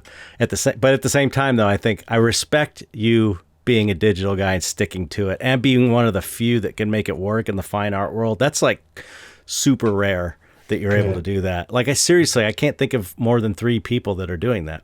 You and Natalie and Ray Caesar are the only 3 artists in our scene that have been able to do that. As far as I mean, there might be 1 or 2 more. But I'm so lucky with that. Honestly, I mean, it's like, on one hand, if I if I would have, if I would have gotten the opportunity you got, and my stuff was as good as your stuff at the time I was doing digital and it took off, I probably would have never switched over to oils either. No. I would have just kept going with digital. So, I mean, I'm happy with where I'm at because I love painting in oils. It's super. I just think it's so much fun. But I could see. That's what I have with digital, though. It's just like, literally. I had so much. I'd say I did enjoy doing traditional stuff. I did it for so long. Yeah. So, you're drawing from as soon as you can hold a pencil, sort of thing. So you're drawing, you're doing your painting, sort of thing. But I think I had a bit of a gap where I was just doing other odd jobs and stuff, and then sort of managed to get hold of some computer equipment and picked up early copies of these programs. And I don't feel like I need to go back at all. Yeah, that's so much fun with these things, and I always sort of end up branching because I do a lot of 3D. Well, I don't use 3D in my work, but it's like preparatory kind of stuff when I'm because I used to use models, like just to hire models for photo shoots and do reference, or back in the early days it would be just sort of like quite a lot of people would do, sort of like finding reference images all over the place and kind of Frankenstein stuff together and go, okay, well that's my reference. And then I was like progressed on from that and was like, actually hire models, but I'm not a photographer. Everything that sucks. It just it was just not good, and it was so labor intensive actually. Hiring models, finding models in the UK, it's actually was quite difficult. I found it quite hard to actually get models that I was like, I would feel comfortable with. Hiring models, setting things up, trying to, getting all that stuff together. There are so many artists who do that sort of stuff. Yeah. Because I'm interested in doing figurative work all the time. I always have been. Yeah. And it's so therefore hiring, having a model to use as your reference is kind of a no-brainer. You do need it. Yeah. If you're striving for something, more stylized, obviously, you don't. Right. Maybe you don't, or maybe you're just one of those amazing guys who can do stuff without any sort of references. Right. Yeah. I'm unfortunately not one of those people. Yeah. So I was doing a lot of that sort of stuff with how a lot of other people do it, but then I kind of moved away from that and started doing 3D work, using models and things like that in the 3D space to light a scene and create a 3D character. I used Daz 3D. You've probably heard of that. It's not great. I mean, if you're using Daz 3D for your model reference and your paintings are like the way your paintings are, that's fucking mind-blowing to me. Well, that just shows how much it's not a photo. You know what I mean? It's like you're painting this shit because it's like the Daz 3D stuff. That's the way I use it too, though. I use like this phone app called Art Pro, I think, or something. Yes. Yeah. And it's just got a simple figure that you can pose, and it looks like shit, basically. But you're using basic mannequins that you could get. Yeah. But it's like my dad. I've got one of my dad's. He used to have a mannequin. He's mannequins around the house that he would back in the day in the 80s. He's taking pictures of mannequins and just having this reference that he could put a light on. And it's just to get the main lighting source and stuff. Yeah. So it works, but that blows my mind. I assume that just because your work is so good and amazing that you were like hiring models, you were getting them outfits, you were lighting everything, and you had these amazing photos to work from. Like, all the outfits. Do you know what? I love doing the outfits and things like that for these characters. Yeah, the clothing is really amazing. You could have been a fashion designer. I do actually use I use Daz. Again, this is one of those things I don't talk about because I don't talk about this sort of stuff very often. But I don't do interviews anymore. I used to do them way back when, sort of thing. I've done tutorials and all sorts of stuff. Yeah, right. I don't really talk about how my work has progressed over the years. But I'll use Daz to get a basic figure. And then you have to be so careful. I don't know if you've used it, but it's like you have to be so careful with Daz 3D because it's like you go onto their website or you go online to go like Renderosity or places like that where you can buy 3D models, and they have they're called morphs. If people don't know, you use these things called morphs. Yeah, basically just change the 3D geometry. So if you wanted, a torso that was a bit longer, or you wanted the face a little bit narrower, it's a morph, and it's essentially a dial that you just dial in how thin or how wide the head's going to get, whatever. But you end up with hundreds of dials, literally everything. Right. So I've over the years I've experimented with building my own and sort of exporting them out as OBJs and then taking them into ZBrush or into Blender or something like that, and then importing them back into Daz 3D. Oh, okay. Yeah. And making sure that the rigging goes back on and all that sort of stuff. So I got different things like that. That's amazing. For the actual clothing, I'll actually design or buy clothing on like ArtStation or something like that. And then most of the time you find like for Marvelous Designer or Clo 3D, which are two applications for doing clothing simulations and things like that. And you actually do like dress cutting patterns and things like that, and actually put them on your 3D Crazy. figure. Morph that figure from an A pose or a T pose into whatever pose you want, and make sure that the clothing conforms and simulates so cool. drapes in all the right way. That is so cool. I'm sure it's progressed since when I was doing 3D. It was I think around 2004 is when I stopped. Yeah. And clothing, hair, shit, all that stuff was horrible. So I can't even. Bitch. But that's what I will do it. I will, if I can't work out how something's going to work, how some drapery is going to fold, or how a specific piece of clothing was actually going to end up looking, rather than going out and hiring a model and trying to find something that is suitable for that piece that I want to do. I'll make it. Yeah, right. I actually love that. Just you describing this process. I love that you're self-contained, and that's what I loved that's what initially attracted me to 3D animation, actually, and digital stuff in general, is that, when I was younger, I wanted to make movies, and it's just like the idea of making a film. You can't do a movie by yourself, really. You can. I know. Do you know Dominic Hailstone? No. Oh man, he works with Tool now. He's a UK artist. He's a visual effects guy, designer, great painter. But he made this movie called, you have to see it. It's so amazing. Oh my God, what's it called? He's also a makeup effects guy and digital effects and compositor. He's like a crazy genius. Oh, amazing. I can't think of the name of it. I'm going to look it up. But anyway, the idea that you can be your own movie studio and do everything yourself and not have to go and deal with anybody. I love that. That is so me. It's like, and I love that you're able to just do that without having to hire models and talk to people in any way. I mean, don't get me wrong. I liked interacting with people. Yeah, right. Now I don't interact with anybody. That sounds great to me, though. This is okay. I'm in a tiny little room where I can literally touch both walls. This is my for days on end, apart from my family, obviously. But yeah, right. This is my social life. Is this podcast is pretty much my social life. I mean, I go to shows once in a while, but I'm very solitary. So to me, that sounds amazing.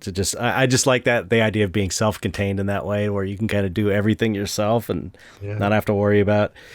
Okay, I'm reading on Wikipedia his stuff is so amazing. Where's his movie? Hold on. The Eel. The Eel. The Eel. Look up The Eel. It's 2004 short film. It's absolutely mind-blowing. And he did it all himself. One person, he's the guy in the movie. And it was like, it's unbelievable. You won't believe it. It's so good and so weird and freaky. It's like really disturbing. Where it's available?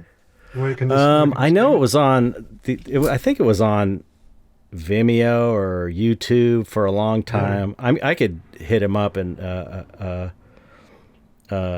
ask him too. Do. But it's let me see where it comes up. It's so amazing. Anyway, he's like, I think he might. I don't know if he was in the U.S. for a while, working for Tool. I don't know if he lives. I don't think he lives there. I think he lives in the U.K. I think he was just kind of flying out for it. The Eel. It's on YouTube. Oh, it's on YouTube, is it? Yes. Oh, cool. Yeah. So. Oh, check it out. It's amazing. Anyway, just remember when you watch it, this guy did every aspect. Yeah. And it's how did he film it? Was it on? It wasn't one of those ones where he did it on his phone, was it? I don't know. No, this is so many people now doing these amazing things. Yeah, I know. I don't. 28 years later, coming out, and it's all being done on an iPhone or a bunch of iPhones, isn't it? Yeah, this is like 20 years ago he made this, so I don't think he. Yeah, I don't think he. I'm sure he didn't do it on the iPhone, but I think he did stuff like static camera shots on a tripod, but he's an expert compositor, and so he would like do camera moves a little bit, so the camera's not still, like artificial zoom ins maybe, where he's in, or I don't know, but he did the makeup effects and the compositing, so it's like this combination of filmmaking, makeup effects, and digital effects that are it's just so amazing. I couldn't believe he's a nut. Just the fact that he was able to do that, insane. So super talented. But anyway, point being that I think it's cool that you're self-contained in that way, and that's another thing that just so appeals to me about digital. I like having all that control. I mean, I do kind of I miss the shop environment when I worked in effects where you were collaborating, because it is kind of fun to collaborate. I mean, ultimately, I like to be able to control everything. I mean, as soon as I started going over to sort of doing illustration and fine art, and then went on into doing a fine art career sort of thing. Obviously, that does make you become incredibly isolated. And I used to be working in-house as a designer and web designer of various different design-related sort of jobs. But I used to be working in-house for all different agencies and things like that, and that's a completely different environment, and you do kind of miss it. Right. You're working in a big place and there's like 40 other creatives in the same environment, and right. And there's something to be said about ideas off and all the rest of it. Definitely. And there's something to be said about more of a structured environment as well, because I know when you're working for yourself, we were just talking about this with the last guest, Arpeggio Remedi. We were talking about how you have to be, you have to crack the whip on yourself and make yourself, especially when your studio is in your home. Yeah, exactly. It's so easy to come and sit down in the morning with coffee and like wake up with some YouTube videos or something, and then end up being like, oh shit, it's 12 o'clock and I haven't done shit. Yeah, no, exactly. And I got this. Yeah, you can't. It's so easy to do that. To get out of that mindset. Yeah. Like the first few times you do it, this is great. This is so much amazing. Easier. And then you're like late on everything. My whole day is going really quickly. Yeah. And then you end up staying up late to make up for it. Exactly.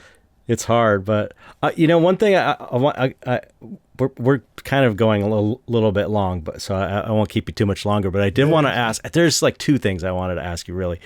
First is I want to know, I am so curious how you make these, because, I've got a background in Photoshop, digital stuff, oil painting, and I feel like I have no idea how you're doing your work. I just can't see it. I can't see any of the signs in your work of how it's being done. There's that. And then the other thing I wanted to ask you is, are you using like a Cintiq?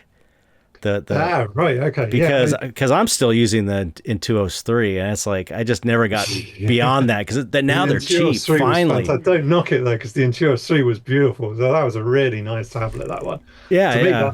that's the surface that the Intuos 3 had was fantastic. And then they went over to they gave it that slight tooth when it went over to the Intuos 4 and then Right. 5, and everything since then has had a little bit of tooth to it. So the nibs wear down incredibly Yeah, fast. yeah. I've always used because I have uh, a back condition called ankylosing spondylitis, Hmm. and it's something that kind of it. I always forget how to actually describe it, but essentially it's like a condition where it tries to fuse the vertebrae together. So Ooh. it's like people used to have what they termed as a bamboo spine. It's like Hmm. it would fuse the spine together and you just couldn't bend Hmm. anymore. So you used to Wow. see people quite really hunched over and they would just Right. get worse and Yeah, worse. yeah, yeah. And my dad had it when he had it in his because it starts off in quite a lot of us. It ends up in the pelvis. So lower back is where Hmm. you end up with it quite a lot of the time. But then it can gradually work its way up, and then it Hmm. can start in your neck and work down. But it affects all of your joints. It's kind of like an arthritis or Right. it's a rheumatoid kind of condition. Hmm. Anyway, so I have you have quite it's a chronic condition. So I'm on pain relief all day long, sort of thing. And Right. anti-inflammatories and all the rest of it. Um, but in order to be able to keep a decent posture, I always went, yeah, no, I'm going to use an Intuos tablet. So I'm looking ahead and I'm working down. That was one of the first things you probably remember the whole thing of actually trying to get that hand-eye Oh coordination yeah. thing where you're just like, no, what is going on? I'm This is looking ahead, but impossible. my hand Yeah. is down here drawing without But me looking at it. but once you get it, Once you get it, it's great. it's Yeah, like yeah. easy. It's what Yeah. I still And use pretty much. yeah, So and I've been doing that for my entire digital career. So basically since 99, basically, okay. Yeah. I've Right. been doing that since then. And then this year, I was kind of not in a great place, and I was feeling quite disconnected from everything. So I thought, well, I've tried a couple of years ago. I actually bought a Cintiq, like the 20 Wacom's flagship at the time, Wacom's Hmm. flagship 4K 24-inch Yeah. Those things are expensive Cintiq, too. and it was so expensive. It was so It's like expensive. I just done a more than a yeah. computer, pretty Yeah, much. yeah, I'd done a couple of good jobs and it had paid off quite well, sort of Right. thing. And I was like, I'm feeling quite flush here, and I'll go ahead and see if I get. 'Cause there's so many artists use them, and you just think, well, Yeah. there must be a reason. There must be a reason. So I thought, well, okay, I'll give it a go, and I got this thing. It was bigger than my freaking desk. Yeah. It was so big. And I was like, oh my God, I can't. I work on an iMac. I mean, a 27-inch iMac, bigger, as good as I could get it at the time. Hmm. And it's I have it raised up because I'm 6'4" ish. Oh Um, wow. so I'm quite tall, so when I sit down, I have to raise the bastard thing up anyway. I've got a motorized desk, but I was like, no, seriously, I need to raise this up so it's sort of at a level. And I got this Cintiq and it just would not go on the desk properly. It was so big. It was bigger than the actual 27-inch monitor. I was like, that's seriously, what the hell am I Yeah, gonna that's do? crazy. I just could not get along with it at all. And they had a really big bezel all the way around it. So the screen display itself was massive. And then Hmm. you just had this huge area all the way around it. It's taking up loads of space. And I sprung for the whole arm and everything, like Hmm. a big uh, cantilevered arm.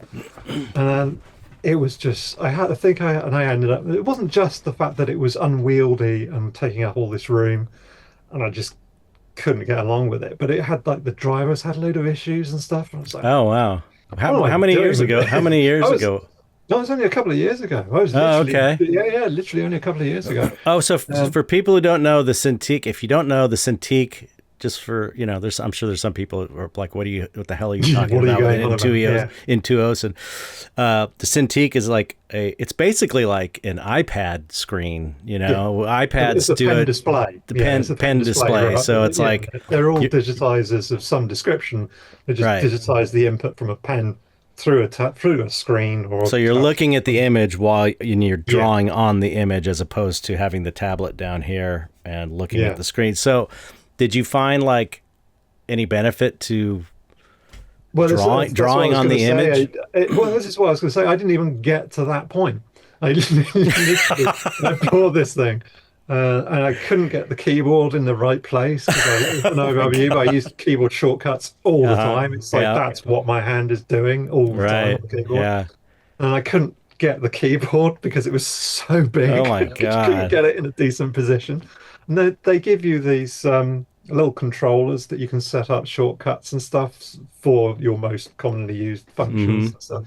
And I'm like, but the keyboard does exactly what I want to do. I don't want to spend time setting up loads of shortcuts on this and then relearning everything. device. And So I was like, do you know what? I'm just I was having so many problems with the actual drivers, and I was on support with Wacom support probably within 24 hours of actually getting it. Wow. I was having so many problems, and I'm pretty tech savvy. I was just there going, it's like, seriously, there's something really screwy about this. Something's going wrong. So I shipped it back.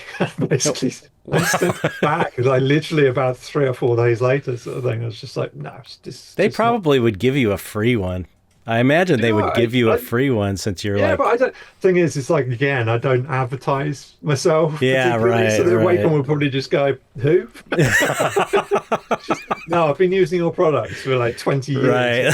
And, every time I'm in an interview and in a magazine or whatever, I'm always telling them what devices I'm using and what the kit. Right. But, no, so what did you end up? Did you go? Well, what do you use now? I went back to my Intuos tablet. So I went back to the Intuos tablet, and then this year I went. So I was feeling very disconnected from everything, and I just thought, well, do you know what? I'm gonna try again. I'll try with a pen display. And I thought rather than splashing out all this money on something ludicrously expensive. Right. I'll just go one of the cheaper brands. Yeah, I've been looking at those lately. They're really affordable. Yeah, seriously. They play people like Huion and XP Pen. There's Sense Labs as well. There's a whole bunch of these guys who basically are treading on Wacom's coattails, and the difference between them is so small now.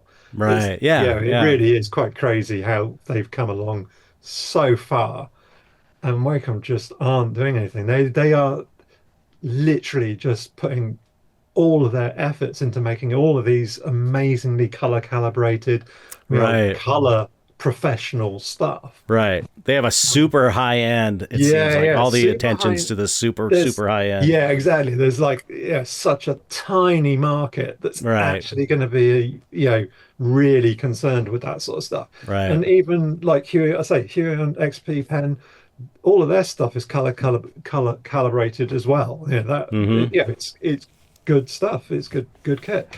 Build quality, not quite as good as Wacom. You do find there is that price difference, and that's where it is. Right. Build quality is not quite as good, but in terms of the actual using the actual equipment itself, they're way better now than they used to be. So anyway, I got an XP pen display, and I got the I'm gonna write it down. What the hell is this thing? It's a 19. I think it's a 19-inch one, and an XP pen display, and it's big enough that it sits on my desk, and it basically takes up almost exactly the same amount of room that the Intuos did. You're with the Intuos 3, and it's probably about comparable size. I would say it's probably comparable size to that, but it does mean that I can have the keyboard off to one side and not have a bloody problem with it. It came with this little flappy feet that you get on them. It's so you only have like one level that you can raise it up, really. So I got the extra stand to be able to bring it up to different levels, and and I got it and no problems with it at all. And you're happy with it? Yeah, man. Yeah, it was great. I was just using it. It was absolutely fine. And I was like, yeah, actually, I don't want to be using it as a pen display all the time, because the vast majority of the work, when you're actually drawing stuff, it's a different matter. Being able to draw on a screen, that hand-eye coordination comes back again, and you just go, actually, this does make things quite a lot easier, especially if you're doing incredibly detailed stuff. If you're trying to do fine lines and little details and things like that, actually hand to a pen coordination suddenly comes into play there. You suddenly go, actually, no, it is actually a little or bit doing easier. like straight lines. That was the other thing that's kind of hard to do. If like you're off at an angle, the monitor's here and the tablet's kind of not quite perfectly angled, and you try and do a straight line and it goes. That's it. So there's little things that you just go. You can do it with a normal tablet. You can do it. Right. It's like 20 years of doing it with an Intuos. You can do it absolutely fine. Yeah. But using a pen display, it kind of comes into its own with those type of things. And so the vast majority of the time, that's not what I'm needing it for. I just really just need a normal Intuos. And I just discovered, and obviously I'm one of those people that will go online and, watch videos, look at reviews, all the rest of it. So I was Huion a few years back, they reached out to me and gave me one of their like Intuos tablet, normal tablet style things. And I wasn't impressed with the build quality of it. I didn't do a very good review with it. They're cheap though. They're so cheap. They're good really, entry level. They've gone up in price, as they have got better. They really have got a lot better. And there are so many people who are out there who are using Huion stuff, but it kind of made me kind of think, well, I don't know, I'm not quite sure about them. So I went with XP Pen, and not for any other reason, just literally the price was really competitive next to Huion as well. And I said I didn't want to go with the Wacom. And in none of these reviews that I actually sat through or read or anything, nobody mentioned the fact that there is a button on the top of these tablets. This one, it's like a power button. It's basically a power button. But if you hold it in for a few seconds, it turns the display off. Okay. So you don't have to have the display on, because I was thinking, well, that would be the best of both worlds. Right. It's like I can have the pen display, but use it as an Intuos. So I can carry on looking straight ahead at the screen, and I can carry on using it like an Intuos and it still operates. Yeah. Pressure. That's awesome. Yeah. That is awesome. So, and it mentioned nowhere. But no one tells you. Seriously. It's hilarious.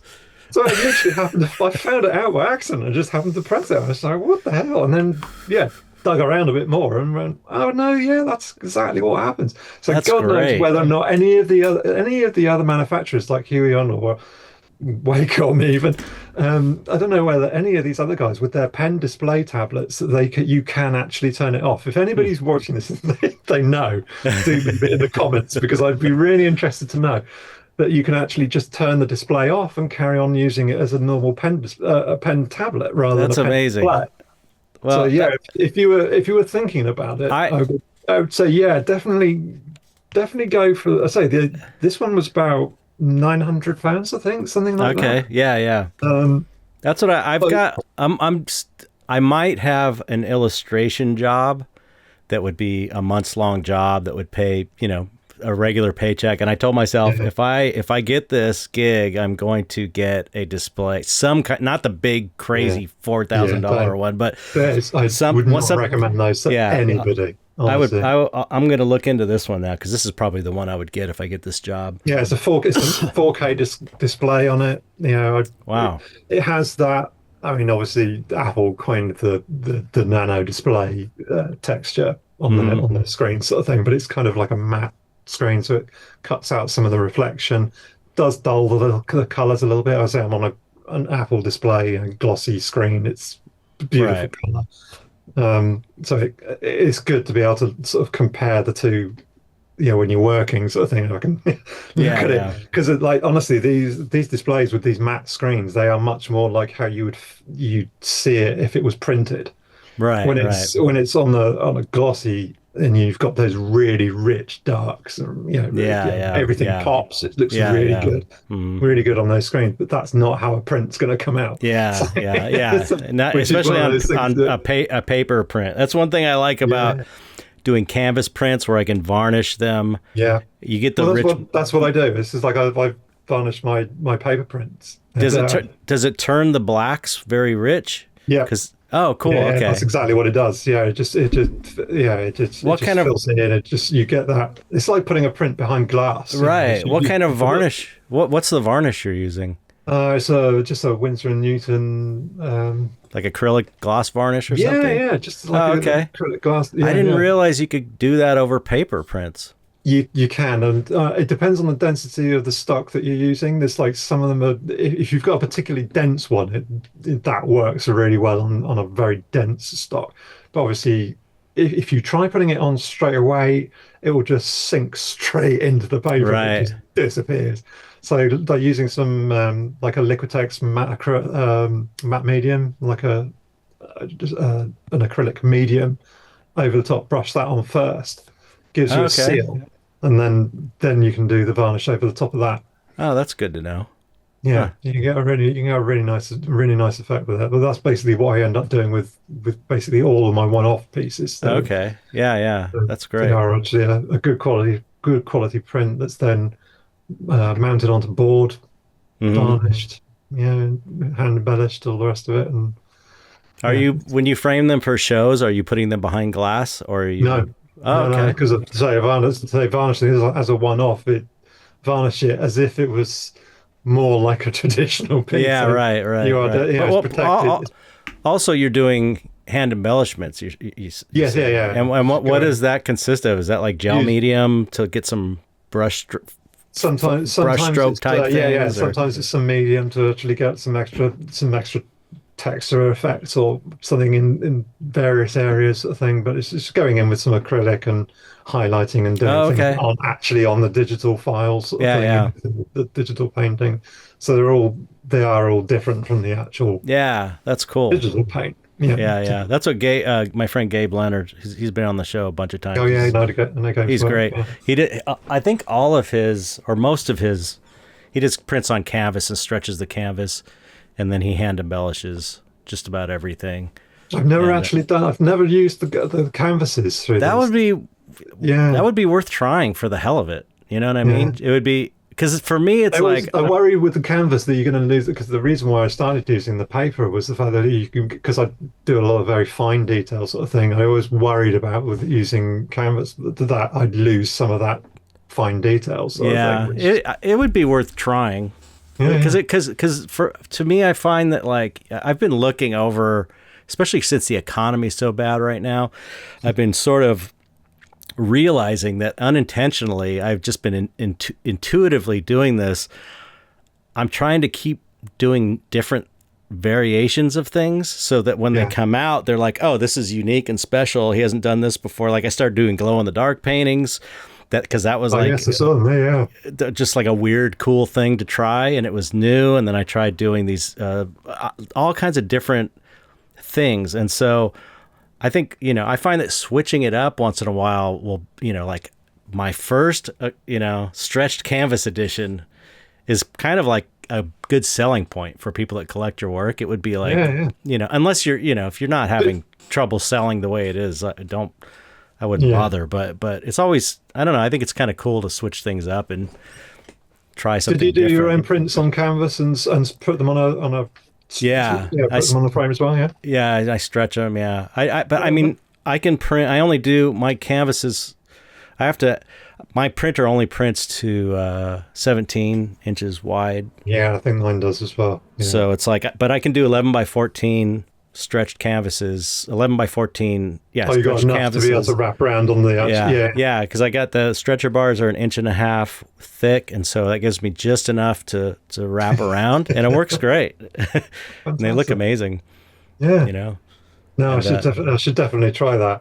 Yeah, it's they're cool. They're pretty cool. I like that they're kind of thick and they don't require a frame even. You could just sell them as is because it's the image wraps around and you just kind of... Do you ever sell them just on the canvas flat?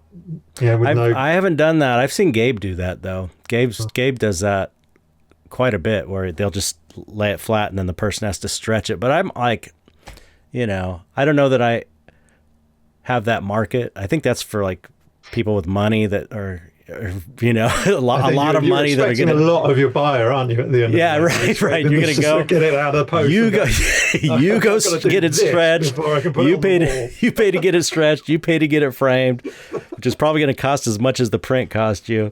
Yeah. And so I just try and I think it's easier to sell if everything's like you pull it out of the box and you can put it on the wall. It's just know.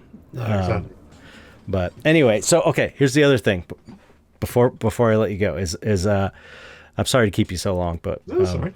I just want to know you don't have to get into too much detail, but what is your basic process for creating these images digitally? You start with the reference.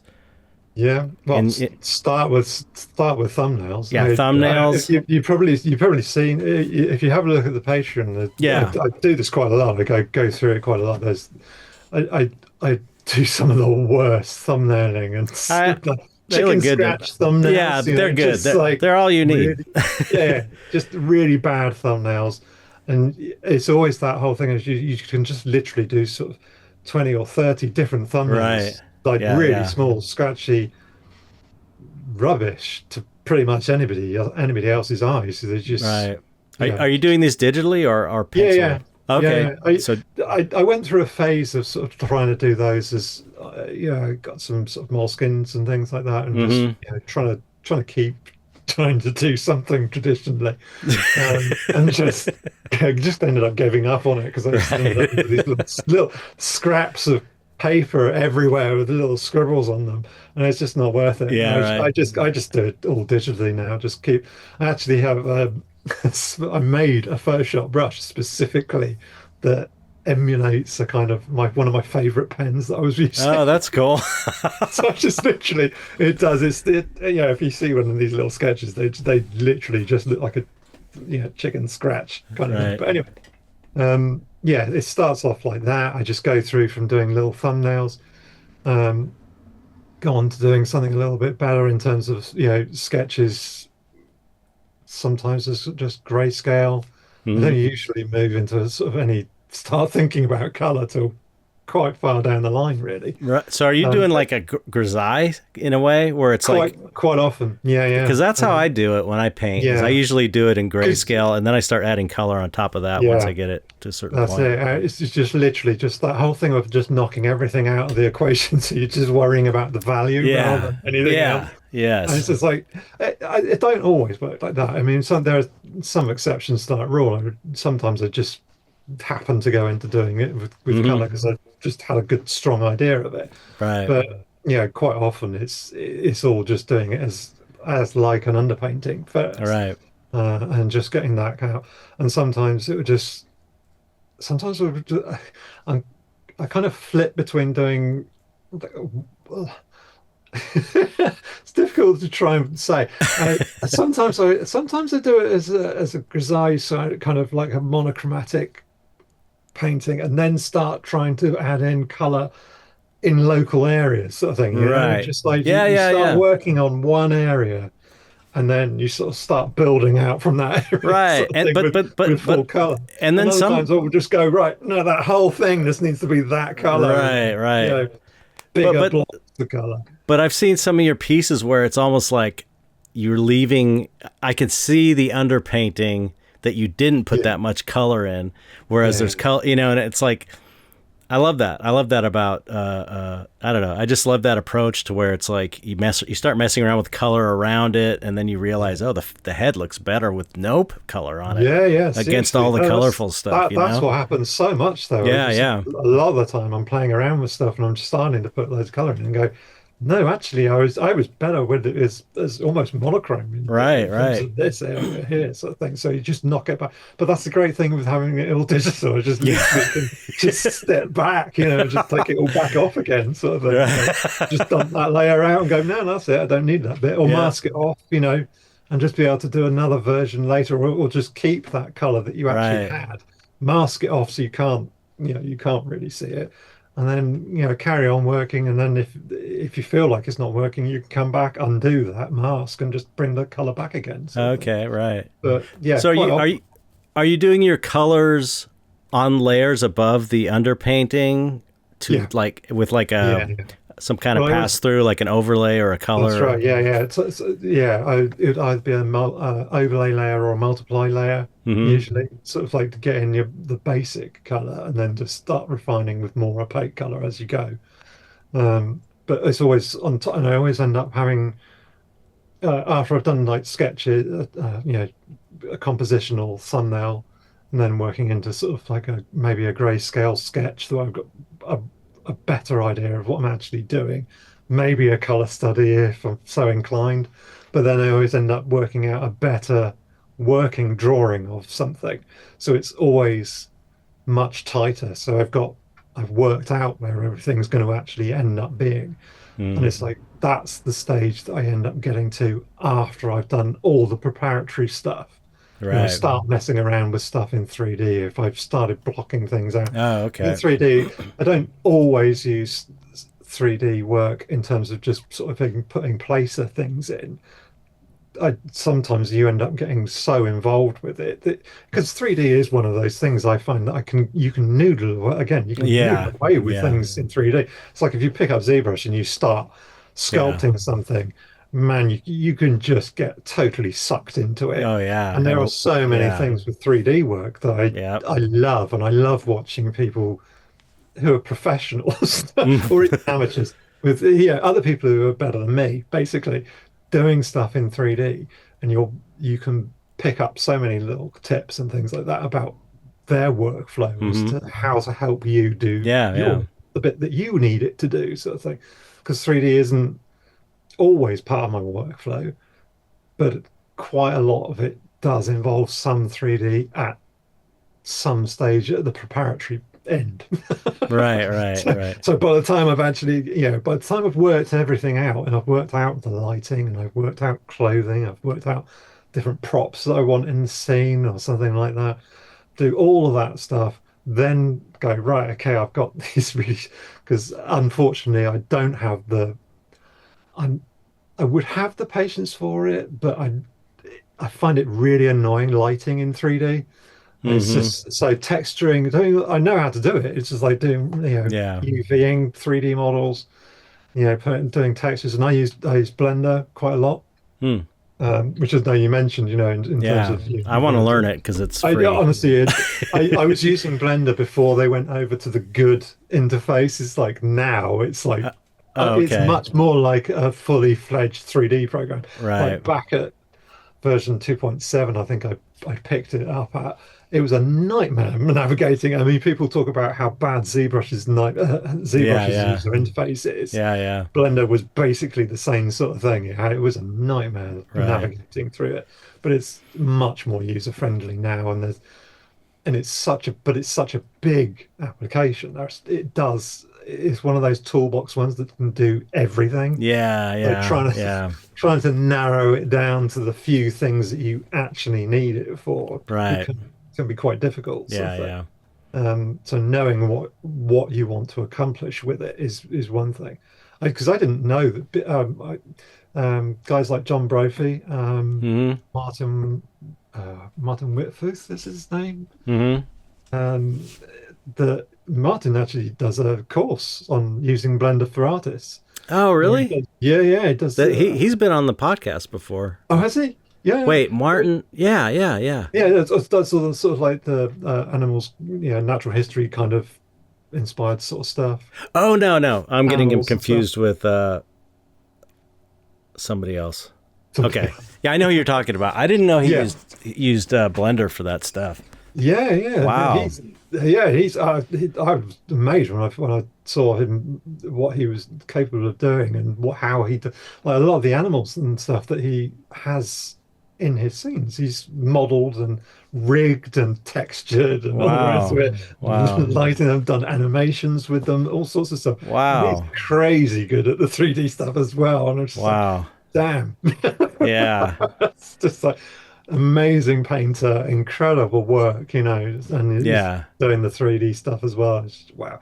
That's But yeah, crazy. I find that I don't go into sort of doing anything like rigging or anything like that. I find that Yeah, that's pretty painful.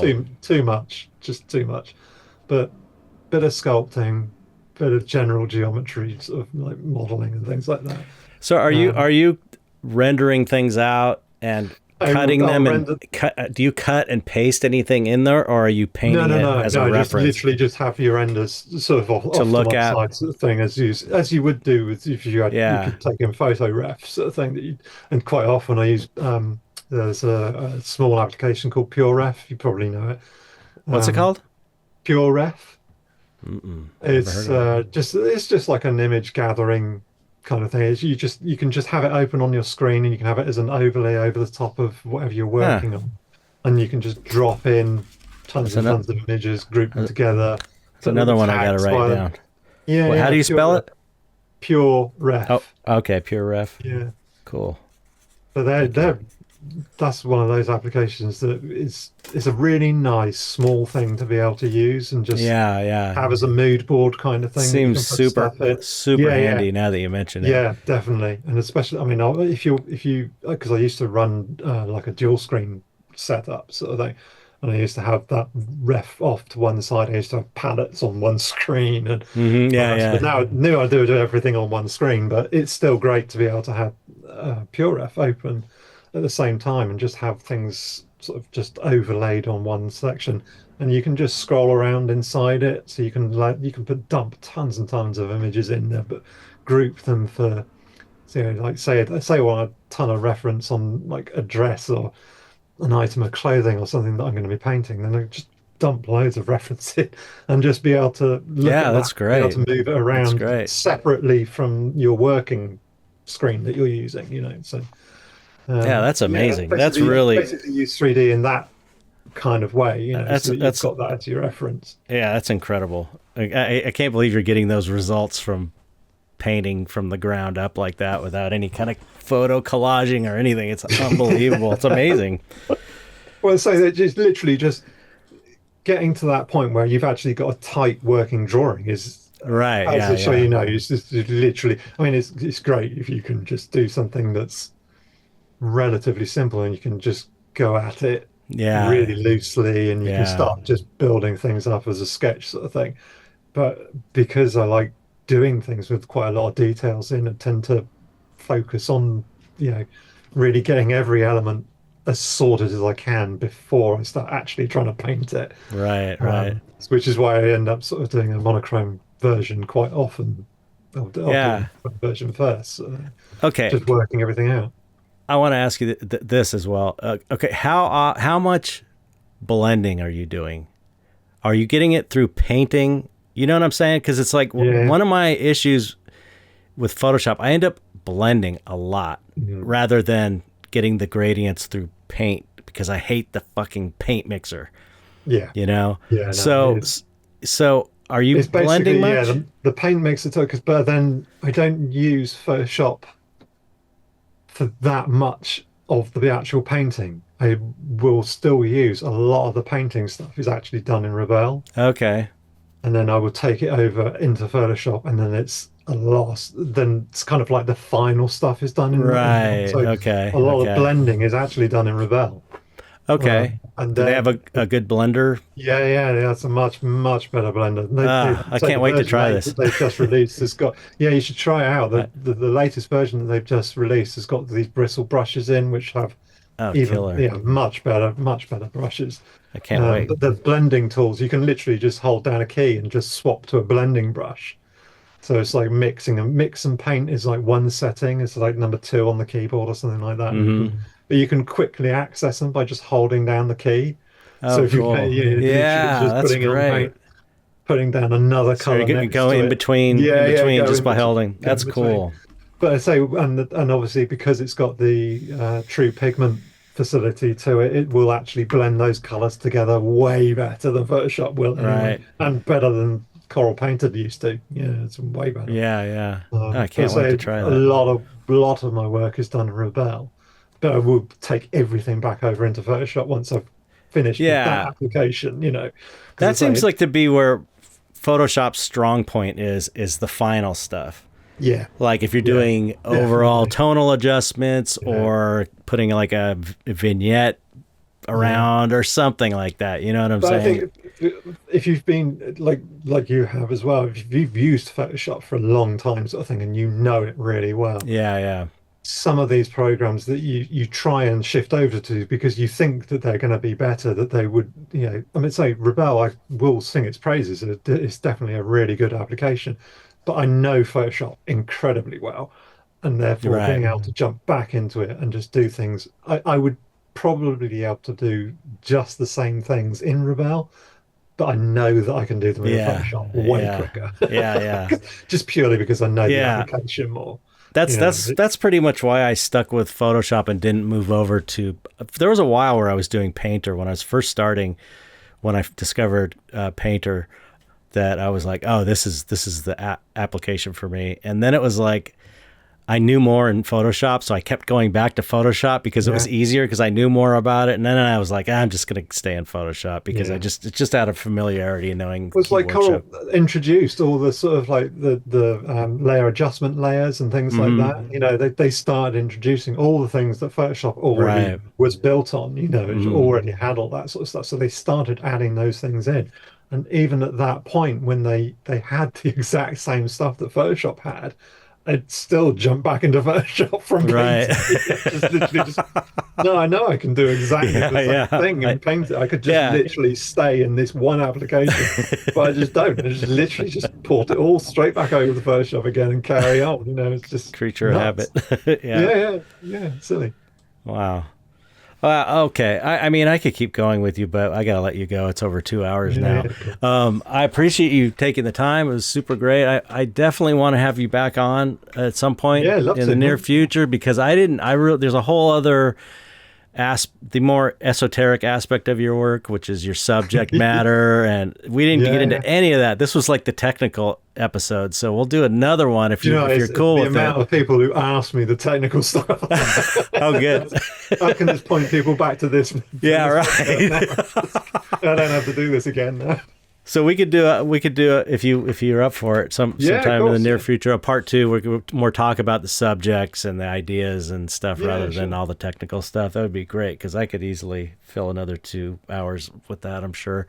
But that was great. I really appreciate you coming on. I'm such a huge fan of your work, and God, I really feel like you offered a lot of value for people as well for artists listening today because I love the technical stuff. I hope so. There's some people who sort of like changed their mind about some of the digital aspects. Yeah, definitely. I mean, you kind of changed my mind to some degree because I'm such a hardcore oil guy, but it's like I wasn't really just seeing how you work and what you're doing really made me think like, yeah, you should be a digital. That's cool. It's also just from a marketing standpoint. I hate to this is a reality. We have to have these things, marketing standpoints and stuff. But from a marketing standpoint, it helps you stand out. It really does because there's so few fine artists doing digital stuff. So I think it's awesome. It's kind of like it's punk rock kind of that you're like, fuck it, I'm sticking to digital. But anyway, thank you for coming on. I really enjoyed talking to you. And as you know, you've heard the podcast. If you've ever listened to the end, you just have to say goodbye to the audience, however you want to say it. Goodbye. Thanks for listening. Thanks, everybody. I'll see you next time.